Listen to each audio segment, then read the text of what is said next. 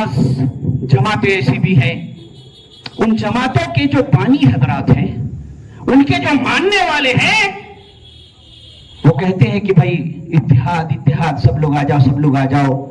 अगर देखा जाए तो उस जमात के बानी के बारे में अगर एक लफ्ज कह दो कि हजरत मौलाना अल्लामा ब्रदर साहब, भाई साहब, जनाब आली हजरत मोहतरम मुकर्रम, ये जिनकी किताब आप अपनी जमात में पढ़ते पढ़ाते हैं, जिनकी कुरान और जिनका तफसीर, वहां पर तो कुरान हदीस के खिलाफ ऐसे लिखा हुआ है, आपके इमाम साहब ने तो ऐसा फौरन नाराज, नहीं उन्होंने जो कहा है हक कहा है।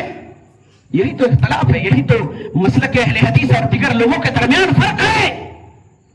अरे अहले हदीस के छोटे से बच्चे पर सल्फिया हो या तैमिया हो या किसी भी मदरसे का कोई फारिग हो, बड़ा से बड़ा आलिम हो, मक्का में रहता हो, सऊदी में रहता हो, उसके सामने भी कोई कह दे कि मौलाना साहब फला आलिम की ये बात कुरान हदीस के खिलाफ है, क्या कहेंगे? कहेंगे छोड़ दो उस आलिम की बात, कुरान हदीस को कबूल कर लो, चाहे दुनिया के अंदर उसकी जितनी बड़ी हस्ती हो, क्या फर्क पड़ता है। लेकिन तुम तो छोटी छोटी हस्तियों के लिए लड़ जाते हो।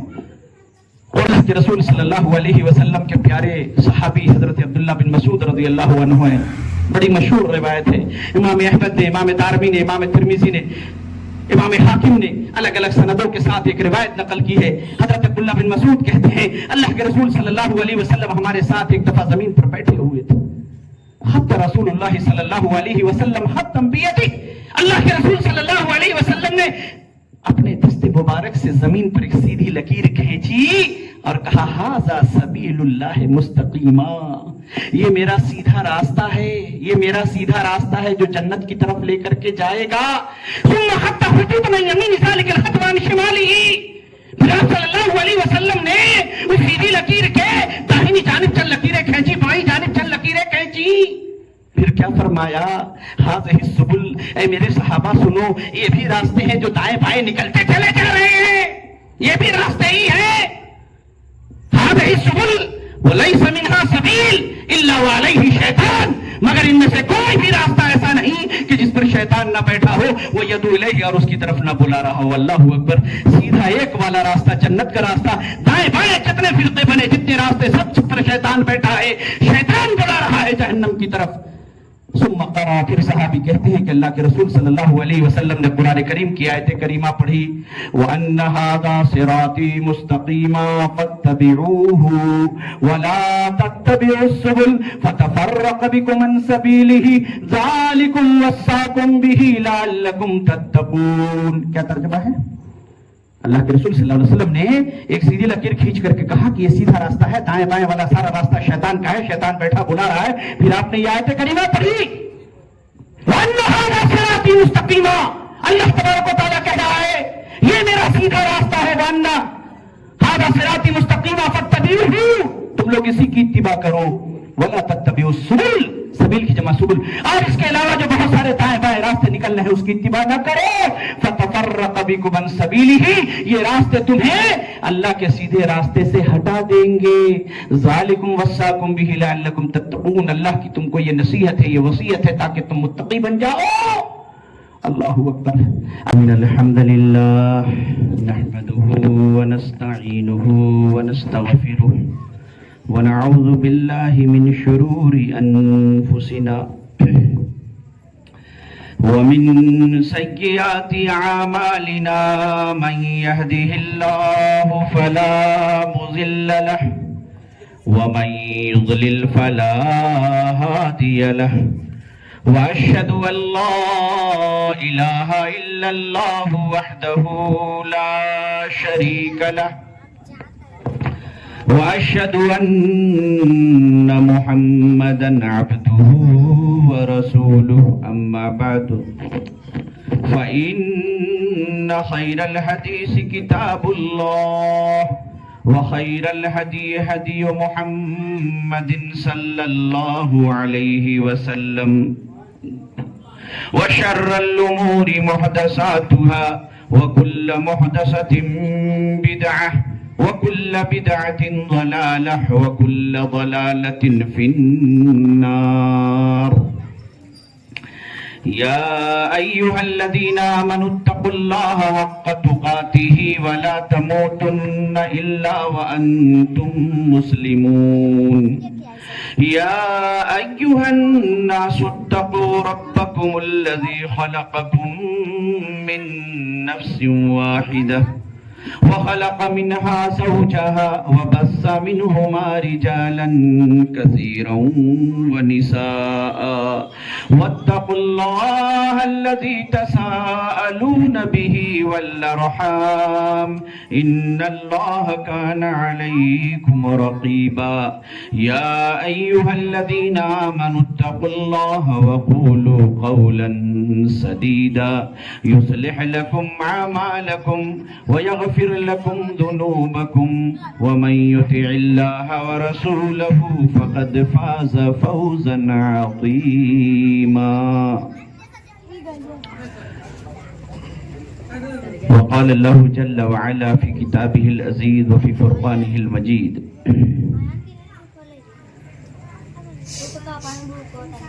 ألم تر إلى الذين يزعمون أنهم آمنوا بما أنزل إليك وما أنزل من قبلك يريدون أن يتحاكموا إلى الطاغوت وقد أمروا أن يكفروا به ويريد الشيطان أن يضلهم ضلالا بعيدا وقال النبي صلى الله عليه وسلم تركت فيكم أمرين لن تضلوا ما تمسكتم بهما كتاب الله وسنتي أو كما قال النبي صلى الله عليه وسلم. تمام قسم کی تعریفات، بڑائی، بزرگی، کبریائی، تن تنہا اکیلے بلا شرکت غیرے اس اللہ رب العالمین کے لیے لائق و زیبا ہے جو ہم تمام انسانوں کا، جنوں کا اور اس کائنات میں رہنے والی تمام مخلوقات کا خالق ہے، مالک ہے، پالنہار ہے،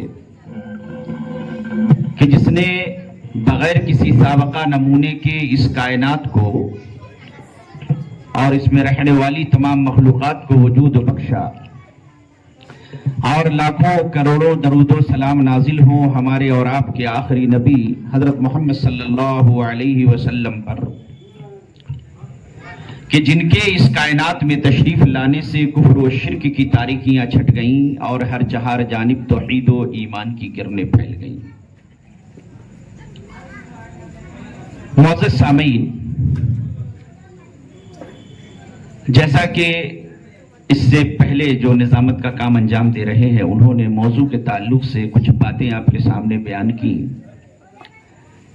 کہ مسلک اہل حدیث کیا ہے، لفظ اہل حدیث کا مطلب کیا ہے، مسلک کسے کہتے ہیں، منہج کسے کہتے ہیں، اور یہ کہ یہ نام کیوں پڑا، اس کی وجہ تسمیہ کیا ہے. تو یہ ایک مستقل موضوع ہے اور وقت اس قدر نہیں کہ مکمل طور پر اس پر سیر حاصل گفتگو کی جائے، لیکن پھر بھی انشاءاللہ گفتگو مسلک اہل حدیث اور منہج اہل حدیث کے تعلق سے ہی ہوگی. سب سے بڑی چیز یہ کہ ہم اپنے آپ کو سلفی المسلک کہتے ہیں کہ سلف صالحین کے طریقے پہ ہم چلنے والے ہیں.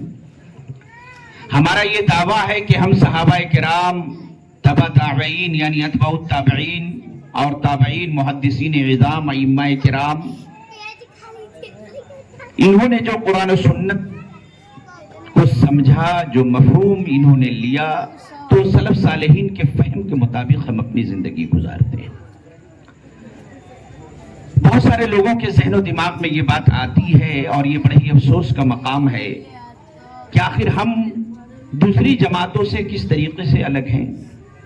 تو پہلی بات تو یہ سوال ذہن میں آنا نہیں چاہیے، لیکن اس کے باوجود بھی اگر یہ بات ذہن میں آ رہی ہے تو یہ ہماری کم علمی ہے، ہماری جہالت ہے کہ ہم اس جماعت کے فرد ہیں، لیکن اس کے باوجود ہمیں نہیں پتا کہ ہمارا یہ نام آخر رکھا کیوں گیا ہے.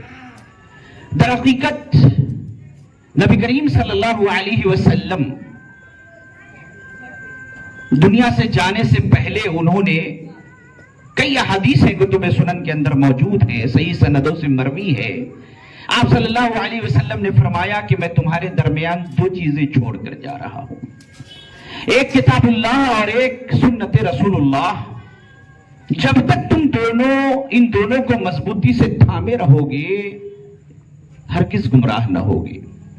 یہاں تک کہ آپ صلی اللہ علیہ وسلم نے یہ بھی فرمایا کہ بنی اسرائیل جو ہے وہ 72 فرقوں میں بٹ گئے، ستفترق امتی علی 73 ملہ، اور میری امت 73 فرقوں میں بٹے گی، کلہم فی النار الا فرقۃ واحدۃ او ملۃ واحدۃ۔ بعض روایتوں میں یہ بھی الفاظ ہیں کہ سوائے ایک جماعت کے جو کہ جنت میں جائے گی، فرقہ واحدہ یا ملت واحدہ۔ علامہ البانی رحمہ اللہ نے سلسلۃ الصحیحہ کے اندر میں اس حدیث کو ذکر کیا ہے اور اس کے تمام طرق کو ذکر کرتے ہوئے کہا کہ یہ روایت صحیح ہے، مقبول حدیث ہے۔ تو سوال یہ پیدا ہوتا ہے کہ ہم مسلمان ہیں، ہم مسلمان گھر میں پیدا ہوئے، کلمہ ہم نے پڑھا، اپنے والدین کو مسجدوں میں جاتے ہوئے دیکھا، اپنے محلے سماج کے لوگوں کو مسلمان کہتے ہوئے سنا، تو ہم بھی مسلمان ہو گئے۔ یعنی کہ جو لوگ اسلام کو قبول کرتے ہیں، مطالعہ کرتے ہیں، یا یہ کہ مسلمانوں میں بھی الگ الگ جماعتوں اور الگ الگ فرقوں سے تعلق رکھتے ہیں، پھر وہ تحقیق کرتے ہیں، وہ مطالعہ کرتے ہیں، دوسرے لوگوں کی باتوں کو سنتے ہیں، ان سے مباحثہ کرتے ہیں، مناقشہ کرتے ہیں، پھر جو حق ان کو سمجھ میں آتا ہے اس پر وہ عمل کرتے ہیں، پھر جو مسلک اہل حدیث یا مسلک سلف ہے اس کو وہ اختیار کرتے ہیں، یا اگر غیر مسلم ہے تو تحقیق کے بعد اسلام کو قبول کرتا ہے، تو ایسے افراد کہتے ہیں کہ we are the Muslim by choice, کہ ہم اپنی پسند اور اپنے چوائس سے، اپنی مرضی سے مسلمان بنے ہیں، اہل حدیث بنے ہیں، اور you all are the Muslims by chance, اور آپ لوگ بائی چانس مسلمان بن گئے ہیں۔ یہ پوری دنیا کے اندر جو خرابی ہے، مسلمانوں کی جو ذلت و رسوائی ہے، اس کے اندر اس کے بہت سارے اسباب ہیں۔ ان میں ایک سبب یہ بھی ہے کہ ہم بائی چانس مسلمان ہیں، مسلمان گھر میں پیدا ہو گئے تو مسلمان ہیں۔ اگر اللہ نہ کرے ہماری پیدائش کسی غیر مسلم کے گھر میں ہوتی تو ہم بھی کہیں جا کر کے پوجا کر رہے ہوتے، کہیں کسی بابا کے اوپر جو ہے پرسادی چڑھا کر کے کہیں کسی مندر میں گھنٹا وغیرہ بجا رہے ہوتے، کوئی دقت نہیں۔ اللہ رب العزت نے ہمیں مسلمان گھر میں پیدا کیا، مسلمان ہو گئے۔ مزید یہ کہ وہ جو حدیث مبارکہ آپ کے سامنے پڑھی گئی، اللہ کے رسول صلی اللہ علیہ وسلم نے فرمایا کہ میری امت 73 فرقوں میں بٹے گی، کلہم فی النار الا ملۃ واحدہ و فرقۃ واحدہ، سوائے ایک جماعت کے جو کہ جنت میں جائے گی۔ اب لڑائی یہیں پہ شروع ہو جاتی ہے۔ ظاہر سی بات ہے لڑائی کا مقام بھی ہے۔ لڑائی کیوں شروع ہوتی ہے؟ کہ صرف ایک گروہ جنت میں جائے گا۔ اب ظاہر سی بات ہے کہ ہر وہ شخص جو کلمہ پڑھتا ہے، 5 وقتہ نمازوں کے لیے مسجد میں آتا ہے، وہ یہ گواہی دیتا ہے کہ محمد عربی صلی اللہ علیہ وسلم اللہ کے رسول ہے، رب العالمین کی ذات واحد ہے، وہ وحدہ لا شریک ہے۔ قرآن کریم 30 پارہ ہے، قبلے کا احترام کرتا ہے، قبلے کی جانب رک کر کے نماز پڑھتا ہے، اپنے جانور پہ بسم اللہ اللہ اکبر کہہ کر کے جانور کو ذبح کرتا ہے، فرشتوں پہ ایمان رکھتا ہے، رسولوں پہ ایمان رکھتا ہے، آسمانی کتابوں پہ ایمان رکھتا ہے، مرنے کے بعد اٹھائے جانے پہ ایمان رکھتا ہے، قبر کے سزا یا عقاب و حساب پہ بھی یقین رکھتا ہے۔ یعنی کہ ایمان اور اسلام کی تمام جزیات پر اس کا ایمان ہے۔ تو ظاہر سی بات ہے وہ کیوں نہ کہے کہ میں ہی حق پہ ہوں، میرا ہی فرقہ درست ہے، کیونکہ فرقے تو بہت سارے بن گئے۔ اور یہ جو نبی صلی اللہ علیہ وسلم نے فرمایا تھا کہ ستفترق امتی علی 73 ملہ، میری امت 73 فرقوں میں بٹے گی، تو میرے بھائی 73 فرقے تو کب کے ہو چکے؟ اب فرقوں کے فرقے ہیں، فرقے در فرقے۔ اب اگر مان لیجئے ہمارے اس بر صغیر کے اندر، ہند و پاک و بنگلہ دیش کے اندر میں، اگر عرب کے یہاں یا پھر کہہ لیں کہ دنیا میں جو مسلمانوں کے خطے ہیں جہاں مسلم رہتے ہیں، تو ایک فرقہ مان لیجئے بطور مثال کے پہ وجود میں آیا، مان لیجئے کہ امام ابو حنیفہ رحمہ اللہ کی طرف انتساب کرنے والا فرقہ جسے ہم حنفی المسلک کہتے ہیں، امام شافعی کی طرف انتساب کرنے والا ایک فرقہ. لیکن مسئلہ یہ ہے کہ اب ان میں بھی فرقے در فرقے ہو گئے. کوئی چشتی ہے، کوئی سہروردی ہے، تو کوئی نقش بندی ہے، تو کوئی کچھ ہے، کوئی کچھ ہے. ان میں سے بھی کوئی دیوبندی ہے، کوئی بریلوی ہے، اس میں کوئی حیاتی ہے، کوئی مماتی ہے. فرقے در فرقے. ہر آنے والے سالوں کے اندر میں کچھ نہ کچھ نئی چیزیں آپ ایجاد کے طور پر دیکھتے رہتے ہیں. اور سب کا دعویٰ یہ ہے کہ ہم ہی مسلمان ہیں. اللہ کے رسول صلی اللہ علیہ وسلم نے جو فرمایا کہ ایک فرقہ جنت میں جائے گا، تو آخر تلاش و جستجو تو کرنی ہوگی نا کہ وہ کون سا فرقہ ہے جو کہ جنت میں جائے گا. تو ہمیں یہ دیکھنا ہوگا کہ حضرت امام مالک رحمۃ اللہ علیہ اور حضرت عمر بن عبدالعزیز رحمۃ اللہ علیہ اور بھی کئی لوگوں سے ان دونوں کی طرف اس قول کی نسبت ہے. ان لوگوں نے کہا تھا کہ لن يصلح آخر هذه الامة الا بما صلح به اولها، کہ اس امت کے آخری دور کی یعنی ہم اور آپ جو موجود ہیں ان کی اصلاح اس وقت تک نہیں ہو سکتی جب تک کہ ان کے اصلاح کی کوشش اس طریقے سے نہ کی جائے جو ان کے اولین لوگوں کی اصلاح جس طریقے پر ہوئی تھی. اولین لوگوں میں سب سے پہلی شخصیت اللہ کے رسول صلی اللہ علیہ وسلم کی ذات گرامی اور آپ کے مخاطبین. پورا کا پورا عرب کا خطہ کفر و شرک کا گہوارہ تھا. ایک شخص بھی اللہ کا نام لینے والا نہ تھا. ہمارا جو مسلک ہے، ہمارا جو موقف ہے، ہم اصلاح کی بات وہی سے کرتے ہیں کہ جہاں سے اصلاح کی بات اللہ کے رسول صلی اللہ علیہ وسلم نے کی، جہاں سے اصلاح کی بات اللہ کے رسول صلی اللہ علیہ وسلم سے پہلے دیگر سابقہ نبیوں نے کی، ہم وہی سے اپنے دعوت کی ابتدا کرتے ہیں. کوئی جماعت کہتی ہے کہ آؤ اکٹھے ہو جاؤ، نماز پڑھو نماز پڑھو نماز پڑھو، تعویذ باندھتے رہو، ڈنڈے لٹکاتے رہو، قبروں پہ جاتے رہو، نظر و نیاز کرتے رہو، فاتحہ خوانی کرتے رہو، اپنے اپنے اماموں کا پٹ اپنے دل کے اندر چھپائے رہو کہ میرا امام بڑا تو میرا امام بڑا، میرا مسلک اعلیٰ، میرا حضرت اعلیٰ، وہ کہے میرا اعلیٰ تیرا اعلیٰ. سب کو اکٹھا کر لو، اتحاد کے نام پر سب کو جمع کر لو. ہوگا کیسے اتحاد؟ ابھی جو ہمارے ملک کے اندر، اس بر صغیر کے اندر اسلام کے اوپر، اسلامی جماعتوں کے نام کے اوپر بہت ساری جماعتیں بنی ہوئی ہیں اور وہ بہت ہی سنہرا پیغام دیتے ہیں کہ وَلَا تَنَازَعُوا، اختلاف نہ کرو، اتحاد کو پکڑو، ایک ہو جائیں تو بن سکتے ہیں خورشید مبین، ورنہ ان بکھرے ہوئے تاروں سے کیا بات بنے. بڑی دل کو بات لگ جاتی ہے. ماشاء اللہ کیا بات کی ہے، اتحاد کی دعوت دے رہے ہیں. اتحاد کا اصول کیا ہے؟ اتحاد کا بنیاد، اس کی بنیاد کیا ہے؟ اتحاد کا منہج کیا ہے؟ اتحاد کی دعوت کے لیے ان لوگوں نے اصول کیا بنایا ہے؟ اگر میری بات غلط ہو تو آپ کہیں، بالکل حق پر مبنی. اتحاد کا اصول، ایک جماعت کہتی ہے کہ آؤ نماز پڑھو نماز پڑھو نماز پڑھو، عبادت عبادت عبادت، چاہے وہ کتنا بھی کوئی شرک کرتا رہے، اس کے عقیدے کے اندر خلاصت بھری پڑی ہوئی ہو، اس کا عقیدہ توحید مشکوک ہو، نماز پڑھو نماز پڑھو، توحید کی دعوت نہیں دینی ہے. کوئی اسلامی جماعت کہتی ہے کہ بھئی سب کو لے کے چلو، سب کو لے کے چلو، سب کو لے کے چلو، لیکن معروف کا حکم دو، منکر سے مت روکو. معروف کا حکم دو، اچھی باتوں کا حکم دو، منکر سے نہ روکو. حالانکہ غلط. کنتم خیر امت اخرجت للناس تعمرون بالمعروف، تم بہترین امت ہو جو لوگوں کے لیے پیدا کی گئی ہو، تم نیکیوں کا حکم دیتے ہو، برائیوں سے روکتے ہو. نیکی کا حکم دینا اور اس کے ساتھ ساتھ برائی سے روکنا دونوں لازم و ملزوم ہے. تو توحید کے اوپر یعنی اتحاد کی بنیاد پہ لوگوں کو جوڑنا ہے، معروف کا حکم دینا ہے، منکر سے نہیں روکنا ہے. منکر میں سب سے بڑا منکر کیا ہے؟ اللہ کے ساتھ شرک کرنا.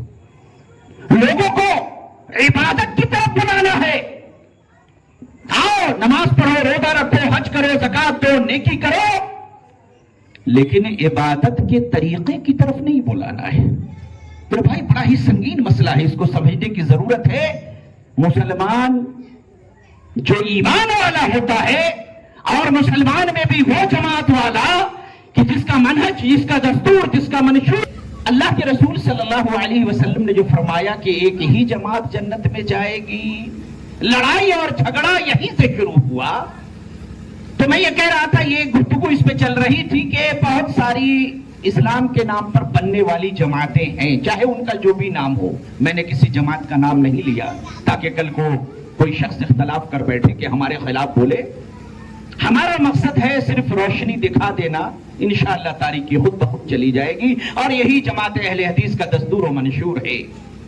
तो वो ये कहते हैं कि तौहीद की दावत नहीं देनी। तौहीद की जो किस्में हैं, तौहीद रुबूबियत, उलूहियत, अस्मा व सिफात, इसकी कोई खबर नहीं।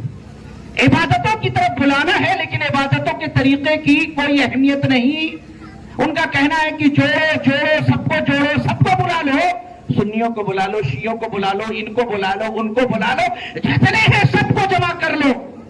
कोई हदीस का मुनकिर है, मुनकिरीन हदीस है, उनको भी जमा कर लो। तो सब इकट्ठा कैसे होंगे? किसी के ऊपर कोई तनकीद ना करो, छेड़ो मत, जो जिस दिन पे चल रहा है चलते रहो। मेरे भाई, ये इत्तिहाद एक फासिद इत्तिहाद है। अल्लाह के रसूल सल्लल्लाहु अलैहि वसल्लम, अच्छा एक और अहम चीज देखिए, ये सब जहन से बात निकल जाती है कि एक बेहतरीन और खूबसूरत नारा है इन तमाम जमातों का।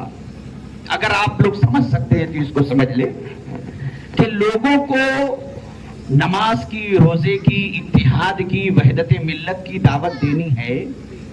नमाज के तरीके पर, यानी इबादत की दावत तो देनी है, जाहिर सी बात है, बगैर इबादत के इस्लाम का तस्वुर नहीं। इबादत की दावत तो देनी है। ए बच्चे, ए लड़का, चुप रहो, जब उठा के यहीं से फेंक देंगे। तो इबादत कहते हैं कि इबादत की दावत देनी है, लेकिन इबादत के तरीके की इन्हें कोई परवाह नहीं। देखिए बहुत ही बुनियादी फर्क, और जो कहते हैं कि जमात अहले हदीस की दावत और दूसरी जमातों की दावत में क्या फर्क है? बहुत सारा फर्क है। उसमें एक बुनियादी फर्क क्या है कि अगर हम आपसे ये पूछें कि अल्लाह तबारक व तआला ने हमें पैदा क्यों किया और हमारी तख्लीक का मकसद क्या है, अल्लाह ने हमें पैदा किया क्यों किया, हमारी तख्लीक का मकसद क्या है, तो हम ये कहेंगे कि हमारा मकसद ये है अल्लाह को खुश करना। सही बात है ना? अल्लाह को खुश करना, रिज़ाए इलाही का हुसूल, अल्लाह खुश हो जाए, ये हमारी तख्लीक और हमारी पैदाइश का मकसद है। तमाम की तमाम जमातें यही बात कहती हैं, चाहे वो इस्लामी जमात हो, फुला जमात हो, टिका जमात हो। हमारा मकसद क्या है? रब राजी हो जाए। नहीं मेरे भाई, ये उसूल गलत है, ये मनहज गलत है। हमारी तख्लीक का बुनियादी मकसद क्या है? वमा खलक़तुल जिन्न वल इंस इल्ला लियअबुदून। हमने जिन्नो इंसान को किस लिए पैदा किया? कि वो मेरी इबादत करे, ताकि वो मेरी इबादत करे। हमारी तख्लीक और हमारी पैदाइश का बुनियादी मकसद, पहला मकसद इबादत, अल्लाह रब्बुल आलमीन की इबादत। अब जब जिन्हों इंसान की पैदाइश का मकसद, उनकी तख्लीक का मकसद इबादत ठहरा, इबादत करनी कैसे है? इबादत के तरीकों को सिखाने के लिए अल्लाह तबारक व तआला ने अंबिया को मबूस किया। और जब इबादत नबी के तरीके पर की जाएगी, इबादत जब नबी के तरीके पर की जाएगी, तो उसके समरे के तौर पर, उसके फल के तौर पर, उसके रिजल्ट के तौर पर जो चीज हासिल होगी वो क्या है? वो रिज़ाए इलाही। फर्क समझे तो कहेंगे मौलवी साहब इस फर्क को बयान करने की जरूरत क्या है? हाँ, बहुत बड़ी जरूरत है। उनका कहना है कि रिज़ाए इलाही असल मकसद है, हमारा कहना है कि किताबुल्लाह ये हमें बता रहा है कि इंसान की तख्लीक का मकसद इबादत है। इबादत नबी के तरीके पर करोगे, मुखलिसन लिल्लाह, अल्लाह के लिए खालिस होकर, व अला सुन्नत रसूलिल्लाह, और रसूल की सुन्नत पे इबादत करोगे, तो उसके फल के तौर طور پر, صبر کے طور پر, رزلٹ کے طور پر جو چیز تمہیں حاصل ہوگی وہ رب کی رضامندی ہے. یہاں معاملہ کیا ہے, گھوٹالہ کیا ہے؟ جن لوگوں نے رضائے الہی یعنی اللہ کی رضامندی کو اصل جانا کہ اللہ کی رضامندی ہی اصل ہے, ان لوگوں نے عبادت کے طریقوں کو کوئی اہمیت نہ دی. ہاتھ نہ باندھو پھر بھی نماز ہو جائے گی, ہاتھ سینے پر باندھ لو پھر بھی کوئی فرق نہیں پڑتا, ہاتھ ناک کے نیچے باندھ لو کوئی فرق نہیں پڑتا, سر پہ رکھ لو نہ رکھو, نماز کے اندر تورک کرو نہ کرو, تشہد میں انگلیوں کو حرکت دینا نہیں دینا, حج چاہے جیسے کر لو, عمرہ چاہے جیسے ادا کر لو, نماز چاہے جیسے ادا کر لو. میرے بھائی, اس سے پہلے جو مختلف قومیں تھیں, مختلف دین والے تھے, یہ یہود, یہ نصارہ, یہ مجوس, ان لوگوں نے ایک چیز ایجاد کی تھی جس کو کہتے ہیں رہبانیت, تبتل. اللہ کے لیے, اللہ کی رضامندی کے لیے اپنے اوپر بیوی کو حرام قرار دے لینا, دنیا کی لذتوں اور نعمتوں کو ترک کر دینا, گوشت کھانا چھوڑ دینا, اچھے مشروب کو پینا چھوڑ دینا, اچھے لباس کو پہننا چھوڑ دینا, جنگلوں میں چلے جانا, بیابانوں میں چلا جانا, دھونی رما کر کے بیٹھ جانا تاکہ اللہ راضی ہو جائے. یہ جو رہبانیت جو اختیار اور ایجاد کی گئی تھی اہل کتاب کے ذریعے, اللہ نے فرمایا یہ میرا حکم نہیں تھا, ان لوگوں نے خود ایجاد کی تھی. لیکن میرے بھائی, مقصد کیا ہے؟ ہم جس ملک میں رہتے ہیں, ہمارے یہاں غیر برادران وطن, غیر مسلموں کے یہاں پنڈت اور سادھو ہوتے ہیں, وہ بھی دھونی رماتے ہیں, جنگلوں میں چلے جاتے ہیں, اور جو جتنا مون ہو کر کے سالوں سال تک وہ کیا کہتے ہیں کہ ایشور میں لین ہو جاتا ہے, وہ اتنا بڑا سدھی پروش کہلاتا ہے, اتنا بڑا سنت کہلاتا ہے. آخر وہ کیوں کرتے ہیں؟ اس لیے نا کہ رب راضی ہو جائے. گویا کہ رضائے الہی کو جن لوگوں نے بنیاد بنایا تو ان لوگوں نے عبادت تو کی لیکن عبادت کے طریقے کو کوئی اہمیت نہ دی. لہذا وہ عبادت کی دعوت دیتے ہیں, طریقوں کو بھول جاتے ہیں, معروف کی دعوت دیتے ہیں, منکر کو بھول جاتے ہیں. تو میں یہ کہہ رہا تھا کہ اہل حدیث کی جو دعوت ہے, ایک بنیادی فرق تو یہ ہے, اور ہماری جو دعوت ہے کہ بھائی اللہ کے رسول صلی اللہ علیہ وسلم نے جہاں سے دعوت کی ابتدا کی تھی, ہمارے دعوت کی ابتدا بھی وہی ہوتی ہے. اللہ کے رسول صلی اللہ علیہ وسلم نبی بنائے گئے, مبعوث کیے گئے. آپ صلی اللہ علیہ وسلم صفا کی پہاڑی پہ چڑھتے ہیں. اس وقت دنیا میں بہت زیادہ اختلاف تھا میرے بھائی. تمام کے تمام قبائل, بنو مرہ, بنو کلاب, بنو ہاشم, بنو امیہ, سب آپس میں دست و گریبان رہتے تھے. مدینے کے اندر اوس والے, خزرج والے سب آپس میں لڑتے رہتے تھے. اتحاد و اتفاق نام کی کوئی چیز نہ تھی. بیواؤں کے اوپر ظلم ہوتا تھا, غلاموں اور غریبوں پر ظلم ہوتا تھا, مالدار اور طاقتور غریبوں پہ ظلم کرتا تھا. دنیا کے اندر نہ جانے کتنے قسم کے مسائل تھے.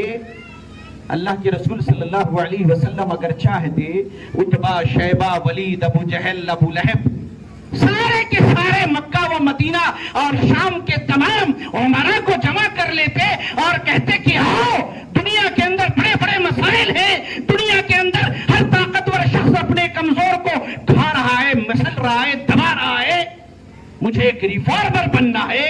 اور ریفارمیشن کی ابتدا ہمیں کیسے کرنی ہے؟ اتحاد قائم کرنا ہے, سب کو اکٹھا کرنا ہے, سب کو جوڑنا ہے. مسائل تو بہت سارے تھے. اللہ کے رسول صلی اللہ علیہ وسلم نے ان تمام مسائل پہ ذرہ برابر بھی توجہ نہیں دی, ذرہ برابر. آپ نے اصلاح امت کے لیے, اتحاد امت کے لیے جس چیز کی پہلی دعوت دی وہ کیا تھی؟ توحید کی دعوت, کیونکہ اتحاد کی بنیاد کلمہ توحید لا الہ الا اللہ. اللہ کے رسول صاحب اور آپ کہتے ہیں نا لا الہ الا اللہ محمد الرسول اللہ. ہم میں کے مسلمان جو اکثریت ہے, چونکہ عربی زبان جانتے نہیں, وہ لا الہ الا اللہ کا معنی وہ مفہوم نہیں سمجھتے. ایک مسلمان اپنی نماز میں 5 وقت کھڑے ہو کر کے رب العالمین کی بارگاہ میں ہاتھ باندھ کر کہتا ہے ایاک نعبد و ایاک نستعین, اے اللہ اللہ کے رسول صلی اللہ علیہ وسلم نے امت کے اندر جس زمانے میں آپ مبعوث کیے گئے بہت سارے مسائل تھے، بہت سارے مسائل، لیکن آپ صلی اللہ علیہ وسلم نے کسی بھی مسئلے کی طرف توجہ نہیں دی میرے بھائی۔ قبر پرستی ہوتی تھی، بت پرستی ہوتی تھی، ہر طاقتور کمزوروں کو دباتا تھا، ظالمانہ رواج تھا، آمرانہ راج تھا، ہٹلر شاہی تھی، ہر طاقتور اپنے کمزور کو کھا جاتا تھا، یتیموں کا، بیواؤں کا، بےکسوں کا نہ کوئی مددگار تھا، نہ کوئی والی تھی، کچھ نہیں، ہر طرف تاریکی۔ عرب کے لوگ ایسے تھے، اس قدر جاہل، اس قدر اکھڑ، اس قدر بد تہذیب، اس قدر لڑائی جھگڑے والے کہ بکریوں اور جانوروں کے پانی پینے پہ جو لڑائی ہوتی تھی تو وہ نسل در نسل چلا کرتی تھی۔ آپ کو جو دنیا کی تاریخ لکھنے والوں نے بہت ساری چیزیں نقل کی ہیں، اس میں ایک چیز یہ بھی ذکر کیا کہ الیگزینڈر دا گریٹ، جس کو ہم کہتے ہیں سکندر اعظم، جب دنیا کو فتح کرتا ہوا نکلا تو بر صغیر ایشیا کی طرف جب وہ بڑھا، ادھر سے مطلب اپنے علاقے سے نکلتا ہوا، تو اس کا گزر عرب کے خطے کی طرف سے ہوا۔ اس کو لوگوں نے کہا، سکندر اعظم کو، کہ آپ جہاں قدم رکھتے ہیں اس کو فتح کر لیتے ہیں، یہ عرب کا جو خطہ ہے مکہ و مدینہ کا علاقہ، اس کو بھی فتح کر لیجئے۔ سکندر نے کہا the garbage of the world، کہا کہ یہ جو مکہ مدینہ کے لوگ ہیں یہ دنیا کے کچڑا ہے۔ دنیا کے کیا ہے؟ کچڑا۔ جو کچڑا ہوتا ہے نا، غلاظت، کہا یہ وہ لوگ ہیں، میں ان پر حکومت کر کے کیا کروں گا؟ اللہ اکبر۔ اتنے مقہور اور اتنے ذلیل لوگ تھے کہ کوئی توجہ بھی نہیں دیتا تھا کہ ہم کو جا کر کے اس کو فتح وغیرہ بھی کرنا ہے۔ اللہ کے رسول صلی اللہ علیہ وسلم اس تاریخ قوم کے اندر اور اس تاریخ دور میں آپ صلی اللہ علیہ وسلم نبی بنائے جا رہے ہیں۔ پہلی دعوت میں ان لوگوں سے مخاطب ہوں کہ جو یہ کہتے ہیں کہ بھائی کیا ضرورت ہے اتحاد قائم کر لیا جائے، اور ساتھ ہی لوگ جو ہیں وہ اہل حدیث اختلاف کرتے ہیں، کیا توحید کی دعوت دیتے ہیں، توحید ختم۔ آپ جانتے ہیں اللہ کے رسول صلی اللہ علیہ وسلم اور اس سے پہلے جتنے بھی انبیاء آئے، نبیوں کی اور ان کے امتیوں کے درمیان جو لڑائی اور جھگڑے میں پہلا سبب تھا وہ کیا تھا؟ یہی توحید کی دعوت تھی، یہی توحید کی دعوت تھی۔ اللہ کے رسول صلی اللہ علیہ وسلم نبی بنائے جاتے ہیں۔ آپ نے پڑھا ہوگا وہ واقعہ کہ مکہ کے لوگوں نے جب خانہ کعبہ کی دوبارہ تعمیر کی، سیلاب کی بنا پر جب خانہ کعبہ ٹوٹ گیا تو یہ ہوا کہ حجر اسود کو اٹھا کے اس کی جگہ پہ کون رکھے گا؟ فیصلہ یہ ہوا کہ صبح سویرے مکہ کے اندر میں جو شخص داخل ہوگا ہم اسی کو منصب بنا لیں گے۔ اللہ کے رسول صلی اللہ علیہ وسلم داخل ہوتے ہیں، لوگ کہتے ہیں کہ امین آ گئے، صدیق آ گئے۔ اللہ اکبر۔ اللہ کے رسول صلی اللہ علیہ وسلم کی امانت پہ، آپ کی صداقت پہ کسی کو شبہ تھا نہیں۔ آج اپنی قوم کے ہیرو تھے، ایسا ہیرو کہ ہر بڑا چھوٹا مرد عورت سب آپ کو رش کی نگاہوں سے دیکھتا تھا۔ آپ کی ذات میں اللہ رب العزت نے کوئی کمی، کوئی خامی نہ رکھی تھی، نہ تو آپ کے وجود میں، نہ تو آپ کے اخلاق میں، نہ تو آپ کے کردار میں۔ وہ نبی لوگوں کے درمیان اس قدر محبوب کہ اگر وہ بول دیتا کہ آج سے میں تمہارا بادشاہ بننا چاہتا ہوں، لوگ قبول کر لیتے۔ جب آپ صلی اللہ علیہ وسلم نے دعوت دی تھی توحید کی، مکہ کے لوگ عتبہ، شیبہ، ولید یہ اکٹھا ہوئے حضرت ابو طالب کے پاس اور کہا تھا، ابو طالب اپنے بھتیجے کو بلائیے، کہا کہ سنو بیٹے، اگر تم چاہتے ہو کہ تم عرب کے بادشاہ بن جاؤ تو ہم تمہیں بادشاہ تسلیم کر لیتے ہیں، لیکن توحید کی دعوت دینا بند کر دو۔ اللہ کے رسول صلی اللہ علیہ وسلم اس قدر مقبول ہے اپنے لوگوں کے درمیان، آج تک کائنات کے اندر میں کوئی اپنا اس قدر مقبول ترین آدمی پیدا ہی نہیں ہوا جو اپنی قوم کا اس قدر مقبول ہو۔ آپ صفا کی پہاڑی پہ چڑھتے ہیں، یا صباحا اعلان کرتے ہیں، نعرہ لگاتے ہیں۔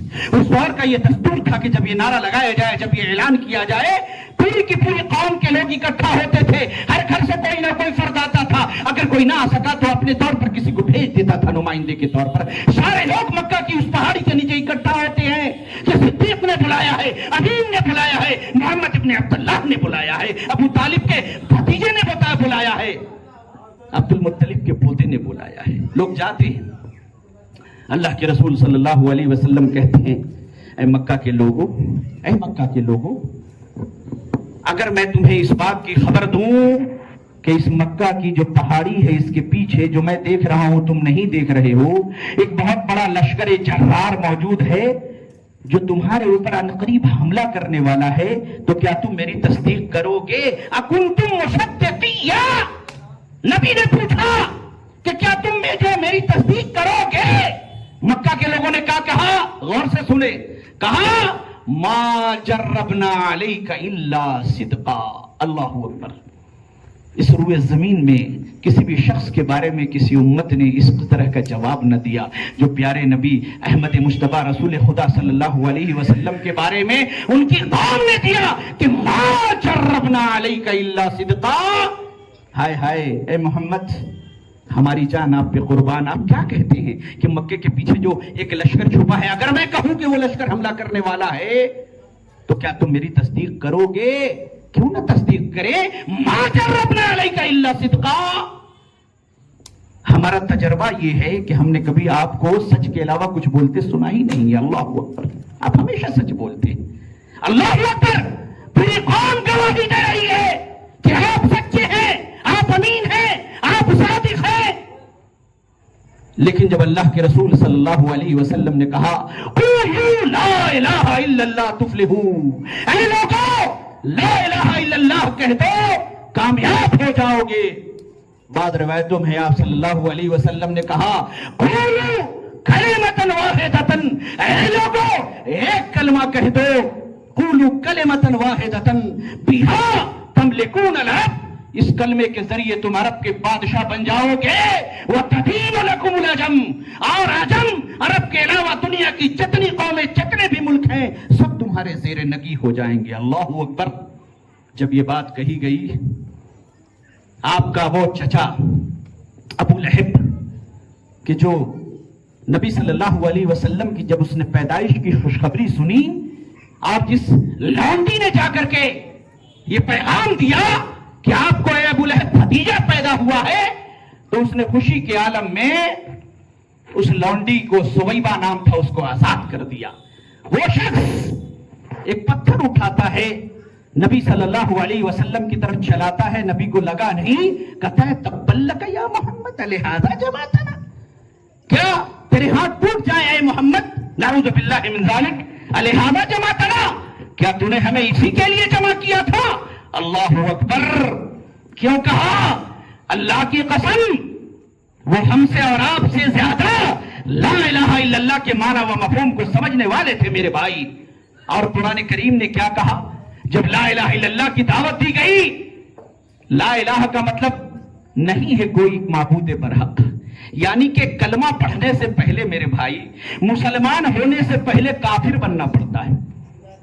کوئی مسلمان بن ہی نہیں سکتا جب تک کہ کافر نہ بنے، پہلے کافر بنو۔ لا الہ نہیں ہے کوئی معبود، نہیں ہے کوئی عبادت کے لائق، نہیں ہے کوئی عبادت کے لائق، اس دنیا کے اندر میں کوئی ایسی ہستی ہے ہی نہیں کہ جس کی عبادت کی جائے الا اللہ، مگر یہ کہ اللہ، یعنی پہلے انکار پھر اس بات۔ یہ جو انکار ہے لا الہ، اس کو عربی زبان میں اصطلاح میں کہتے ہیں کفر بالطاغوت، یعنی طاغوت کا انکار۔ پہلے طاغوت کا انکار کرنا ہے اور اس کے بعد پھر اللہ رب العزت پر ایمان لانا ہے، ایمان باللہ۔ تو گویا کہ جب نبی صلی اللہ علیہ وسلم نے مکہ کی پہاڑی پہ یہ کہا کہ قولوا لا الہ الا اللہ تفلحوا، قولوا کلمۃ واحدۃ بہا تملکون الارض وتدین لکم العجم، وہ معنی سمجھ گئے کہ نبی نے لا الہ الا اللہ کہہ کر کے کیا کہا ہے؟ کیا کہا؟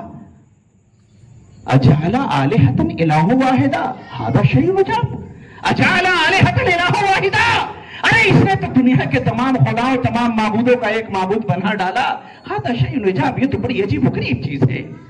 آج میرے بھائی غور کرو، ہم کہتے ہیں کہ ہم آخر اہل حدیث کے ہوئے، ہماری دعوت کیا ہے؟ ہماری دعوت کیا ہے؟ تمام امتیوں کے اندر جتنے بھی بڑے بڑے صحابہ ہو، تابعین ہو، ائمہ ہو، محدثین ہو، ان تمام کی عصمت نبی کی عصمت سے بڑھ کر کے نہیں ہو سکتی۔ ہماری دعوت تو یہی ہے نا، اللہ کے رسول نے کہا تھا تمام جھوٹے خداؤں کو چھوڑ دو، ایک خدا کو مان لو۔ ہماری دعوت کیا ہے؟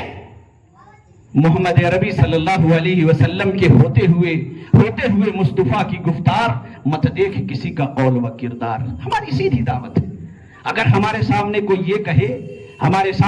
یہ کہے کہ مولانا بڑا اپنے آپ کو تم اہل حدیث کہتے ہو کہ ہم اللہ اور اس کے رسول کی مانیں گے اور کسی کی نہیں مانیں گے اگر اس کی بات قرآن و حدیث کے خلاف ہو جائے.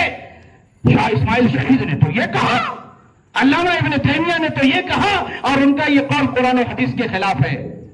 یہ الگ بات ہے کہ ہم بعد میں دیکھیں گے کہ جو آدمی کہہ رہا ہے کہ علامہ ابن تیمیہ, ابن قیم, شاہ اسماعیل شہید اور فلاں اور عبداللہ پٹالوی اور مولانا عبدالعزیز رحیم آبادی یا فلاں محدث یا فلاں عالم نے یہ کہا ہے جو کہ قرآن و حدیث کے خلاف ہے, ہم دیکھیں گے کہ اس کی بات صحیح ہے یا غلط ہے.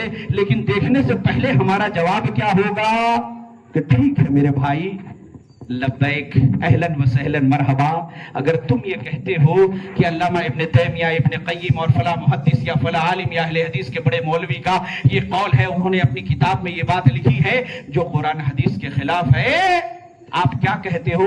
یہ تحقیق بعد میں کریں گے, کہیں کی نہیں کہیں آگے, لیکن 2 منٹ کے لیے مان لیتے ہیں کہ اگر تیری بات صحیح ہے تو میں, چاہے یہ ابن تیمیہ ہو, ابن قیم ہو, امام احمد بن حنبل ہو یا بڑے بڑے ائمہ ہو رحمہم اللہ, ان تمام کے قول سے اہل حدیث کا بچہ بری ہے.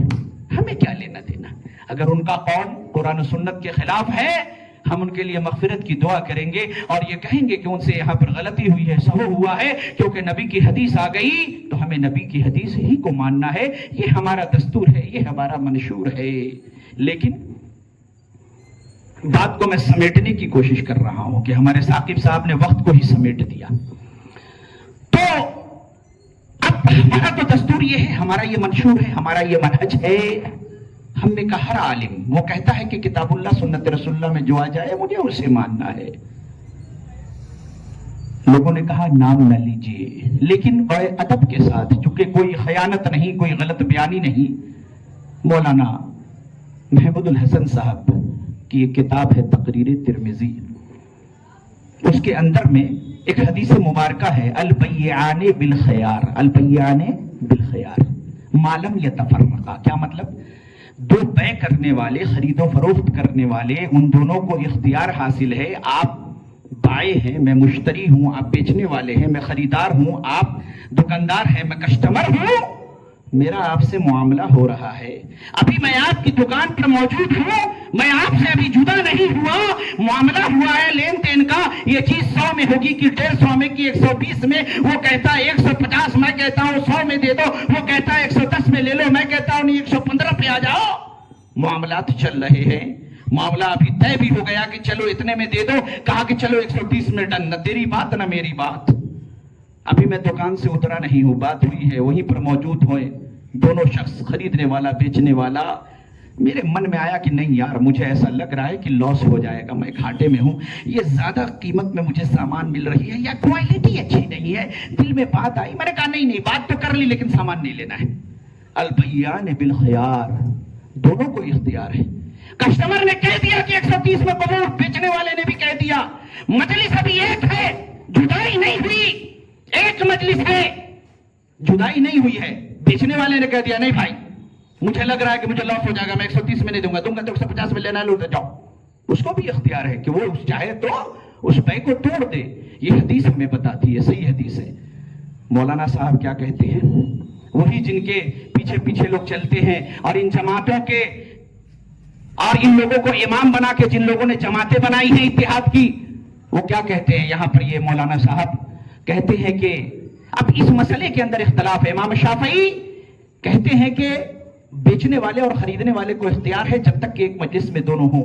مولانا محمود الحسن صاحب کہتے ہیں الحق والانصاف ان الترجیح للشافعی فی هذه المسئلہ, کہ ترجیح اور حق اور انصاف کی بات یہ ہے کہ اس مسئلے میں, یعنی دونوں جب تک جدا نہ ہو جائیں اپنے ایگریمنٹ کو توڑ سکتے ہیں. اس مسئلے کے اندر میں حق کیا ہے, انصاف کیا ہے, ان الترجیح للشافعی, امام شافعی کا موقف حدیث کی روشنی میں صحیح ہے. وَنَحْنُ مُقَلِّدُونَ, حالانکہ ہم لوگ مقلد ہیں. یجب علینا तकलीद इमामिना। अल्लाह अकबर। हदीस आ गई, लेकिन क्या कह रहे हैं? हम मुकल्लिद हैं, हमारे ऊपर वाजिब है, यजिब अलैना तकलीद इमामिना अबी हनीफा, कि हम अब इमाम अबू हनीफा की तकलीद करें। अल्लाह अकबर। क्या ये लोग इत्तेहाद की दावत देंगे? आप कहेंगे कि इसको बोलने की जरूरत क्या है? तो जरूरत नहीं है, तो फिर मसला कैसे हल होगा?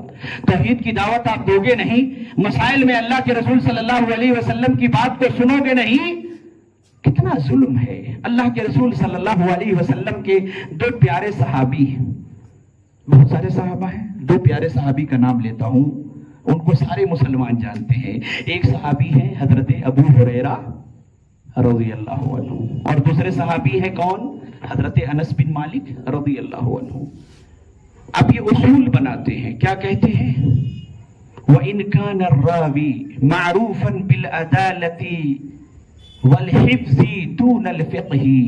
अगर कोई रावी, अगर कोई सहाबी, उसका हिफ्ज़, उसकी याददाश्त बड़ी पुख्ता हो, उसकी अदालत, उसकी ईमानदारी पर शुबा न किया जा सकता हो, दून अल फ़िक़्ही, लेकिन वो सहाबी बेवकूफ हो, अहमक हो, नासमझ हो, तो अगर उसकी हदीस अगर क़ियास के मुताबिक हो, इन कान अर्रावी मारूफन बिल अदालती वल हिफ्ज़ी दून अल फ़िक़्ही, अगर ऐसा रावी, उसकी अगर बयान करदा जो हदीस है, अगर हमारे इमामों के क़ियास के मुताबिक है, अमिला बिही, तो उस हदीस पे अमल किया जाएगा। व इन खालफहू, लेकिन अगर हमारे इमामों के क़ियास के खिलाफ हो, लम यत्रुक इल्ला लिज़रूरते लिइंसिदादिर राई, कहते हैं कि लेकिन, तो अगर वो हदीस जो वो बयान कर रहा है हमारे इमामों के क़ियास के खिलाफ भी है ना, तो उसको तर्क नहीं किया जाएगा, मगर ये कि कर दिया जाएगा। क्यों? लिइंसिदाद बाबिर राय, लिज़रूरा, जरूरत के तहत। और जरूरत क्या है? ताकि राय का, इज्तिहाद का दरवाजा बंद ना हो। अल्लाह अकबर। जब का दरवाजा बंद ना हो, तो वो हदीस, जो सहाबी की जो हदीस है, वो चूंकि इमाम के, उनके राय के खिलाफ है, तो इमाम की राय और उनके क़ियास पर अमल करने के लिए सहाबी की उस हदीस को छोड़ दिया जाएगा। कहा कि अगर सहाबी मारूफ हो, इज्जत व मर्तबे में कोई कमी ना हो, दून अल फ़िक़्ह, लेकिन क्या हो? बेवकूफ हो, फ़िक़्ह ना हो, समझ ना हो। अल्लाह अकबर, अल्लाह अकबर।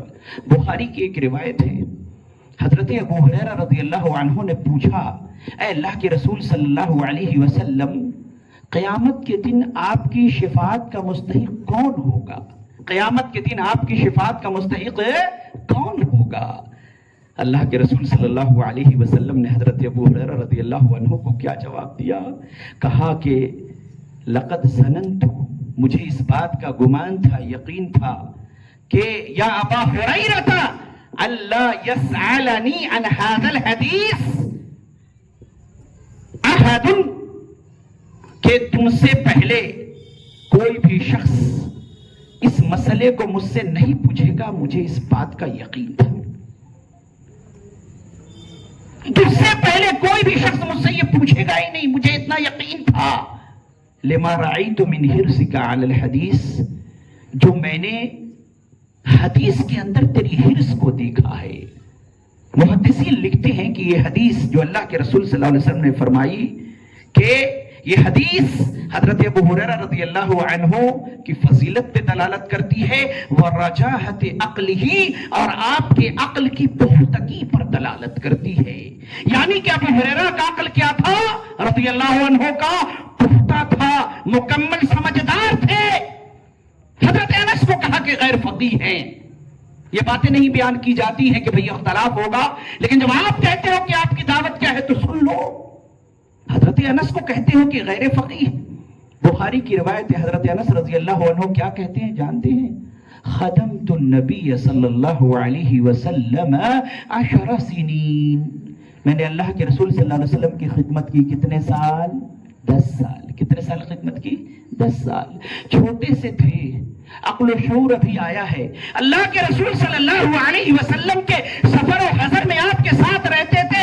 सिंगल ओनली वन, एक खादिम थे, 24 घंटा आपके साथ रहते थे, बाथरूम का पानी पहुंचाते थे, वुजू करवाते थे, नबी सल्लल्लाहु अलैहि वसल्लम के तमाम शब रोज के मामूल से वाकिफ थे, बचपन से लेके जवानी तक 10 साल तक अल्लाह के रसूल सल्लल्लाहु अलैहि वसल्लम के खादिम रहे, अल्लाह के रसूल ने उनकी तरबियत की।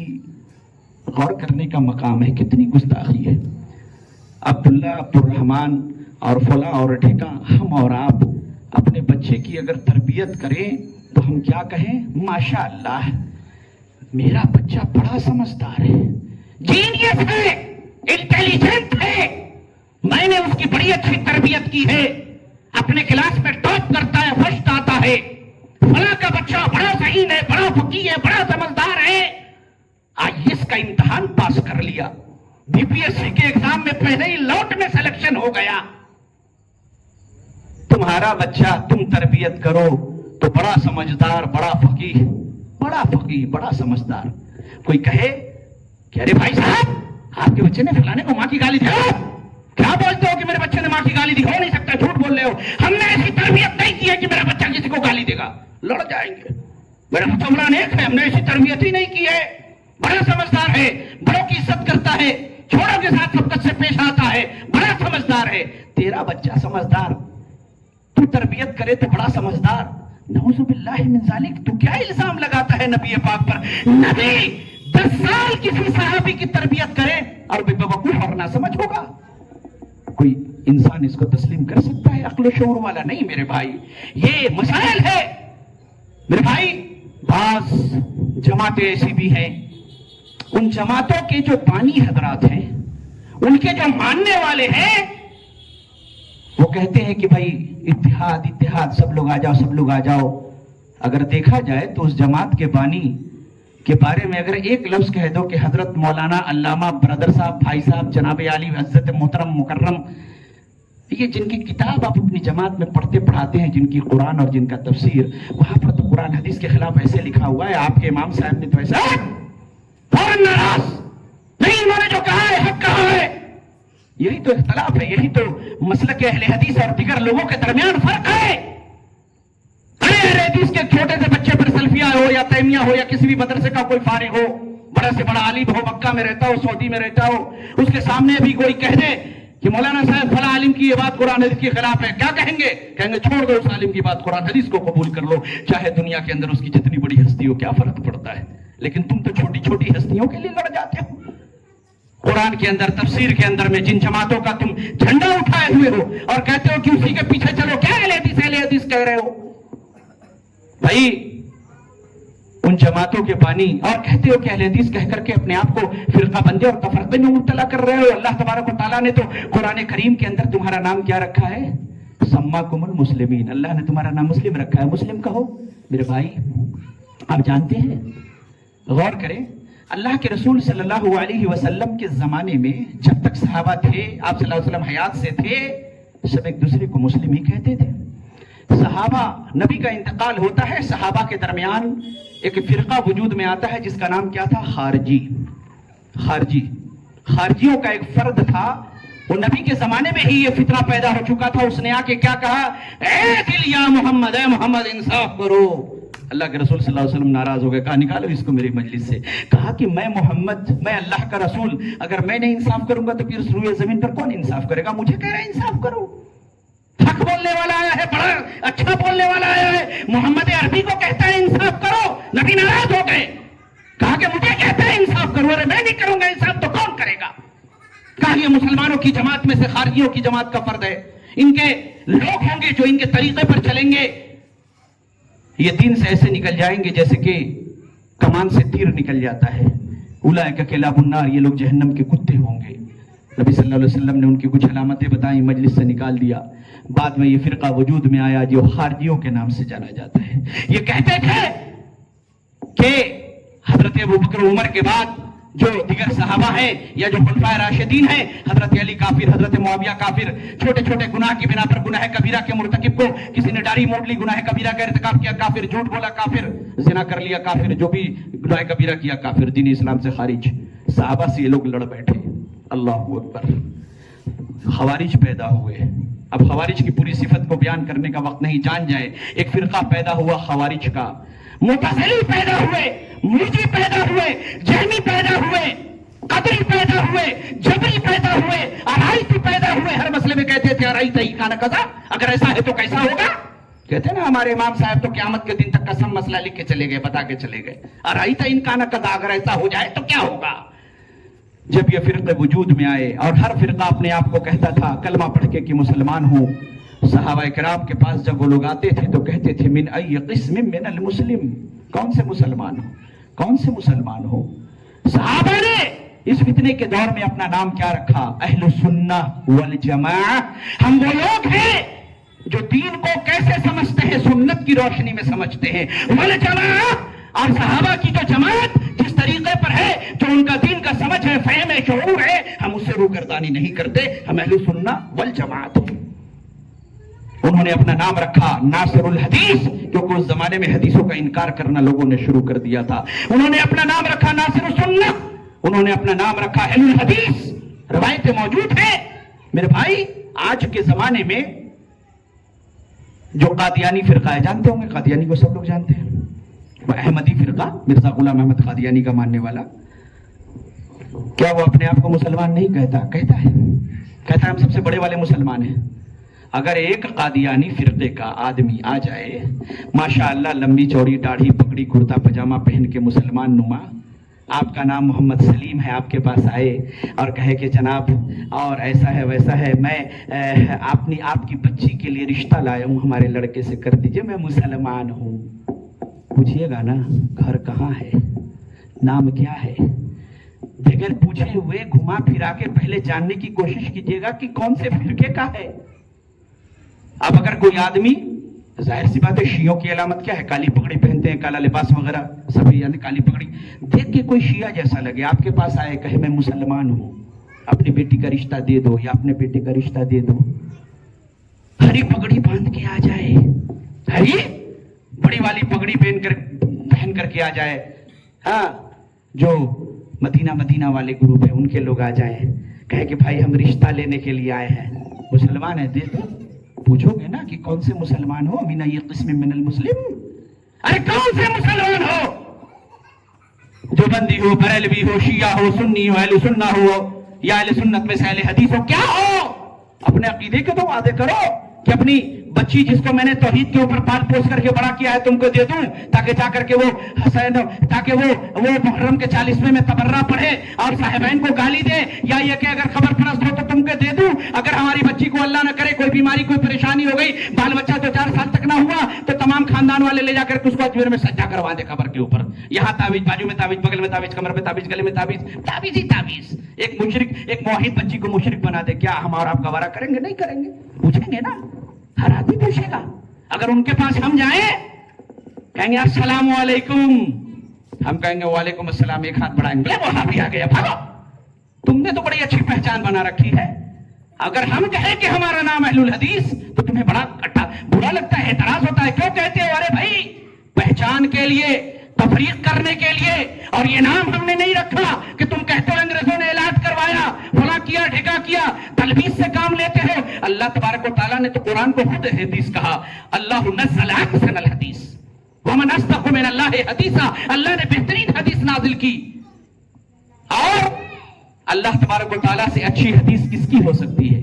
ومن اصدق من اللہ قیلا، اور اللہ تبارک ومن اصدق من اللہ حدیث، یعنی اللہ تبارک و تعالیٰ کی جو بات ہوتی ہے اس سے اچھی بات کس کی ہو سکتی ہے؟ اللہ تبارک و تعالیٰ نے ایک دوسری جگہ نبی کو کہا فَلَعَلَّكَ بَاخِعٌ نَفْسَكَ عَلَىٰ آثَارِهِمْ إِن لَّمْ يُؤْمِنُوا بِهَٰذَا الْحَدِيثِ۔ ایسا لگتا ہے کہ اگر اس حدیث پہ، یعنی اس قرآن پہ اگر یہ ایمان نہ لائیں گے تو آپ ان کے پیچھے اپنی جان ہلاک کر دیں گے۔ اللہ نے تو قرآن کو حدیث کہا، اور نبی صلی اللہ علیہ وسلم نے کہا، مسلم کی روایت میں کیا ہے؟ فَإِنَّ خَيْرَ الْحَدِيثِ كِتَابُ اللَّهِ، سب سے بہترین حدیث کیا ہے؟ اللہ کی کتاب۔ سب سے بہترین حدیث کیا ہے؟ اللہ کی کتاب۔ تو گویا کہ جو کہتا ہے کہ ہم اہل الحدیث ہیں تو ظاہر سی بات ہے وہ اہل القرآن والحدیث ہے۔